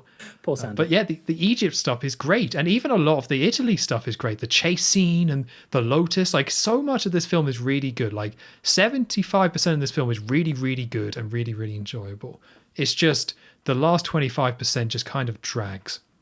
And it's a tricky one when it comes to films, because if you're going to have a part of the film that's not great, you want it to be like the midpoint or the beginning, not the end. Because when you walk away from the film, it just kind of leaves like a bad taste in your mouth. And you're not like, oh, I really enjoyed that. Like with Goldfinger, there's a lot of stuff I didn't like about that film, but I liked the Fort Knox stuff. And overall, and the Goldfinger scene on the plane when he dies. And I come away feeling positive, and I'm like, I enjoyed that film, even though when I look back on it, I have problems with it. The Spy Who Loved Me is one of those where because the ending's not great and the way it's paced, I kind of come away being like, oh, that was kind of a bit of a bummer, how much that kind of dragged. And it kind of makes me think more about the stuff I kind of didn't like. And, Stromberg, I think, is the worst villain we've had. Potentially The only one worse is Blofeld from You Only Live Twice, which is quite funny because this film is just massively taking from that film. But yeah, I think he's the worst villain. Not a bad villain. Like, he's got good moments, but he kind of gets let down. Although, saying that, we get a lot of Jaws, and I think Jaws is really great and really enjoyable. And I like the push towards showing off where we are and things like that. But yeah, this film's just kind of complicated. And maybe without the expectations, I would be a bit nicer on it. But I mean, I will say overall, really enjoyed it. Like, I'm not setting up, oh, it's going up, like, low down on my list. It's still going up there. But as I said at the beginning, I didn't know where this would land. And I think talking about it, it's just the fact that the last half an hour kind of drags. Like, any other part of the film, and it would have been, like, potential for number 1, number 2. Yeah. But I just don't think I can do it. And, so I will say it's definitely above Dr. No. I think there's just a lot of highs in this film and a lot of stuff that is just awesome. And some of the best of Bond exist in this film. So something like Dr. No is just too low key. So then I kind of come to my top 3 at the moment is From Russia with Love, Thunderball, On Her Majesty's Secret Service. And in terms of which one I would rather rewatch, like, I prefer From Russia with Love. I think I might prefer to watch Thunderball again over this. And maybe that's not particularly fair, because Thunderball we watched like 6 weeks ago, or probably like 7 weeks ago actually. So there has been a little bit of a distance there. So this might be one that I need to kind of revisit later down the line when everything's kind of settled, where The Spy Who Loved Me is not the most recent film I've watched. And On Her Majesty's Secret Service, I do really like that film and its unique feel. So I'm going to put it underneath that as well. Okay, wow. So for me, it slots in at number 4. So it goes underneath On Her Majesty's Secret Service, but it goes above Dr. No. And I definitely would still, if we had a tier list here, like Spy Who Loved Me still goes like top tier. Like, it's still a top tier Bond film, because I feel like Dr. No is the beginning of another tier for me. Like, I like it, but it's not quite the same as the other ones. So I group it as in one of the better Bond films and one I did enjoy. It's just, and sadly, because of the last half an hour, I don't think I would rather rewatch this one over my top 3. So yeah, it goes in at number 4, underneath On Her Majesty's Secret Service, but above Dr. No. Oh, it really just is that last half hour, isn't it? Oh, if it was anything different, it would be like far and away my top. I would agree. Like, if it was a little bit cut down and there was a bit more kind of tension, and if Stromberg had a kind of a bit of a better ending, yeah, it could easily be top. Easily be top. And it pains me that I can't put it above Thunderball, because I think we said it before, Thunderball being a number 2, it's not a very strong number 2. It deserves to be overtaken. Yeah. I just couldn't do it for this film. Oh, well, there you go. I still think number 4 is not bad. Number 4 is not bad. But I'm just looking at my list, and like, my Roger Moore films are just all over the place at the moment. Like, we've got this one at number 2. The Man with the Golden Gun is now 5. Live and Let Die is 10. Like, they're so varied. I do wonder how it's going to go in the future. Mine are a bit more consistent, but I like that I've got a Roger Moore film more towards the top, Because The Man with the Golden Gun, Live and Let Die, and Diamonds Are Forever, that era, it's going to is at the bottom for me at the moment, and it's just going to keep being shoved down. You're just going to crush down that Diamonds Are Forever. Stamp it out. Keep that going. Get it in the 20s. Let's just do that now. Why not? So I like, again, this is still a really good Bond film, and I would definitely recommend it for people. Just kind of be aware it might drag at some points, and yeah, it's still up there. Still enjoyed it. Still a great Bond film. Yeah, definitely. Like, obviously the last half like half an hour, 40 minutes of this episode has been us kind of not quite as enthusiastic, but yeah, it overall still a really great film. Yeah. How do we let's rejuvenate this podcast right at the end. Jaws. How about that? Yeah. Jaws, eh? Not the last we've seen of him. Yeah, Jaws, eh? He'll be back. What a character. Ah. That damn tank scene, man. All right, let's get out of here. All right, I think we've... Yeah. Again, still a thumbs up, people. Still a thumbs up. So now we get... we're in a new era, as always. Keep entering these eras. So next week, we got to go for Moonraker. So I have no idea what's going to happen next week. We are going back to space, finally. What all Finally. the fans were asking for. Why doesn't Bond go into space anymore? I know, right?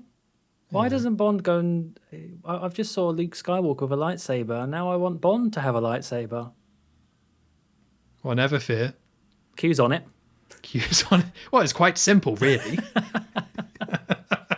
Well, the Force is quite a simple concept, Emma. It's like, Yeah, it's just these midichlorians, you see. yeah, well, obviously, it'd be quite simple to, do a little hovering or something. All right. Any last thoughts before we go, Joe?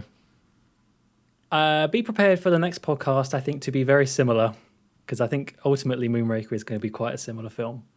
I think you're right. Okay. Well, thank you very much for listening to the Bond Revisited podcast. You have been listening to episode 10 of the podcast.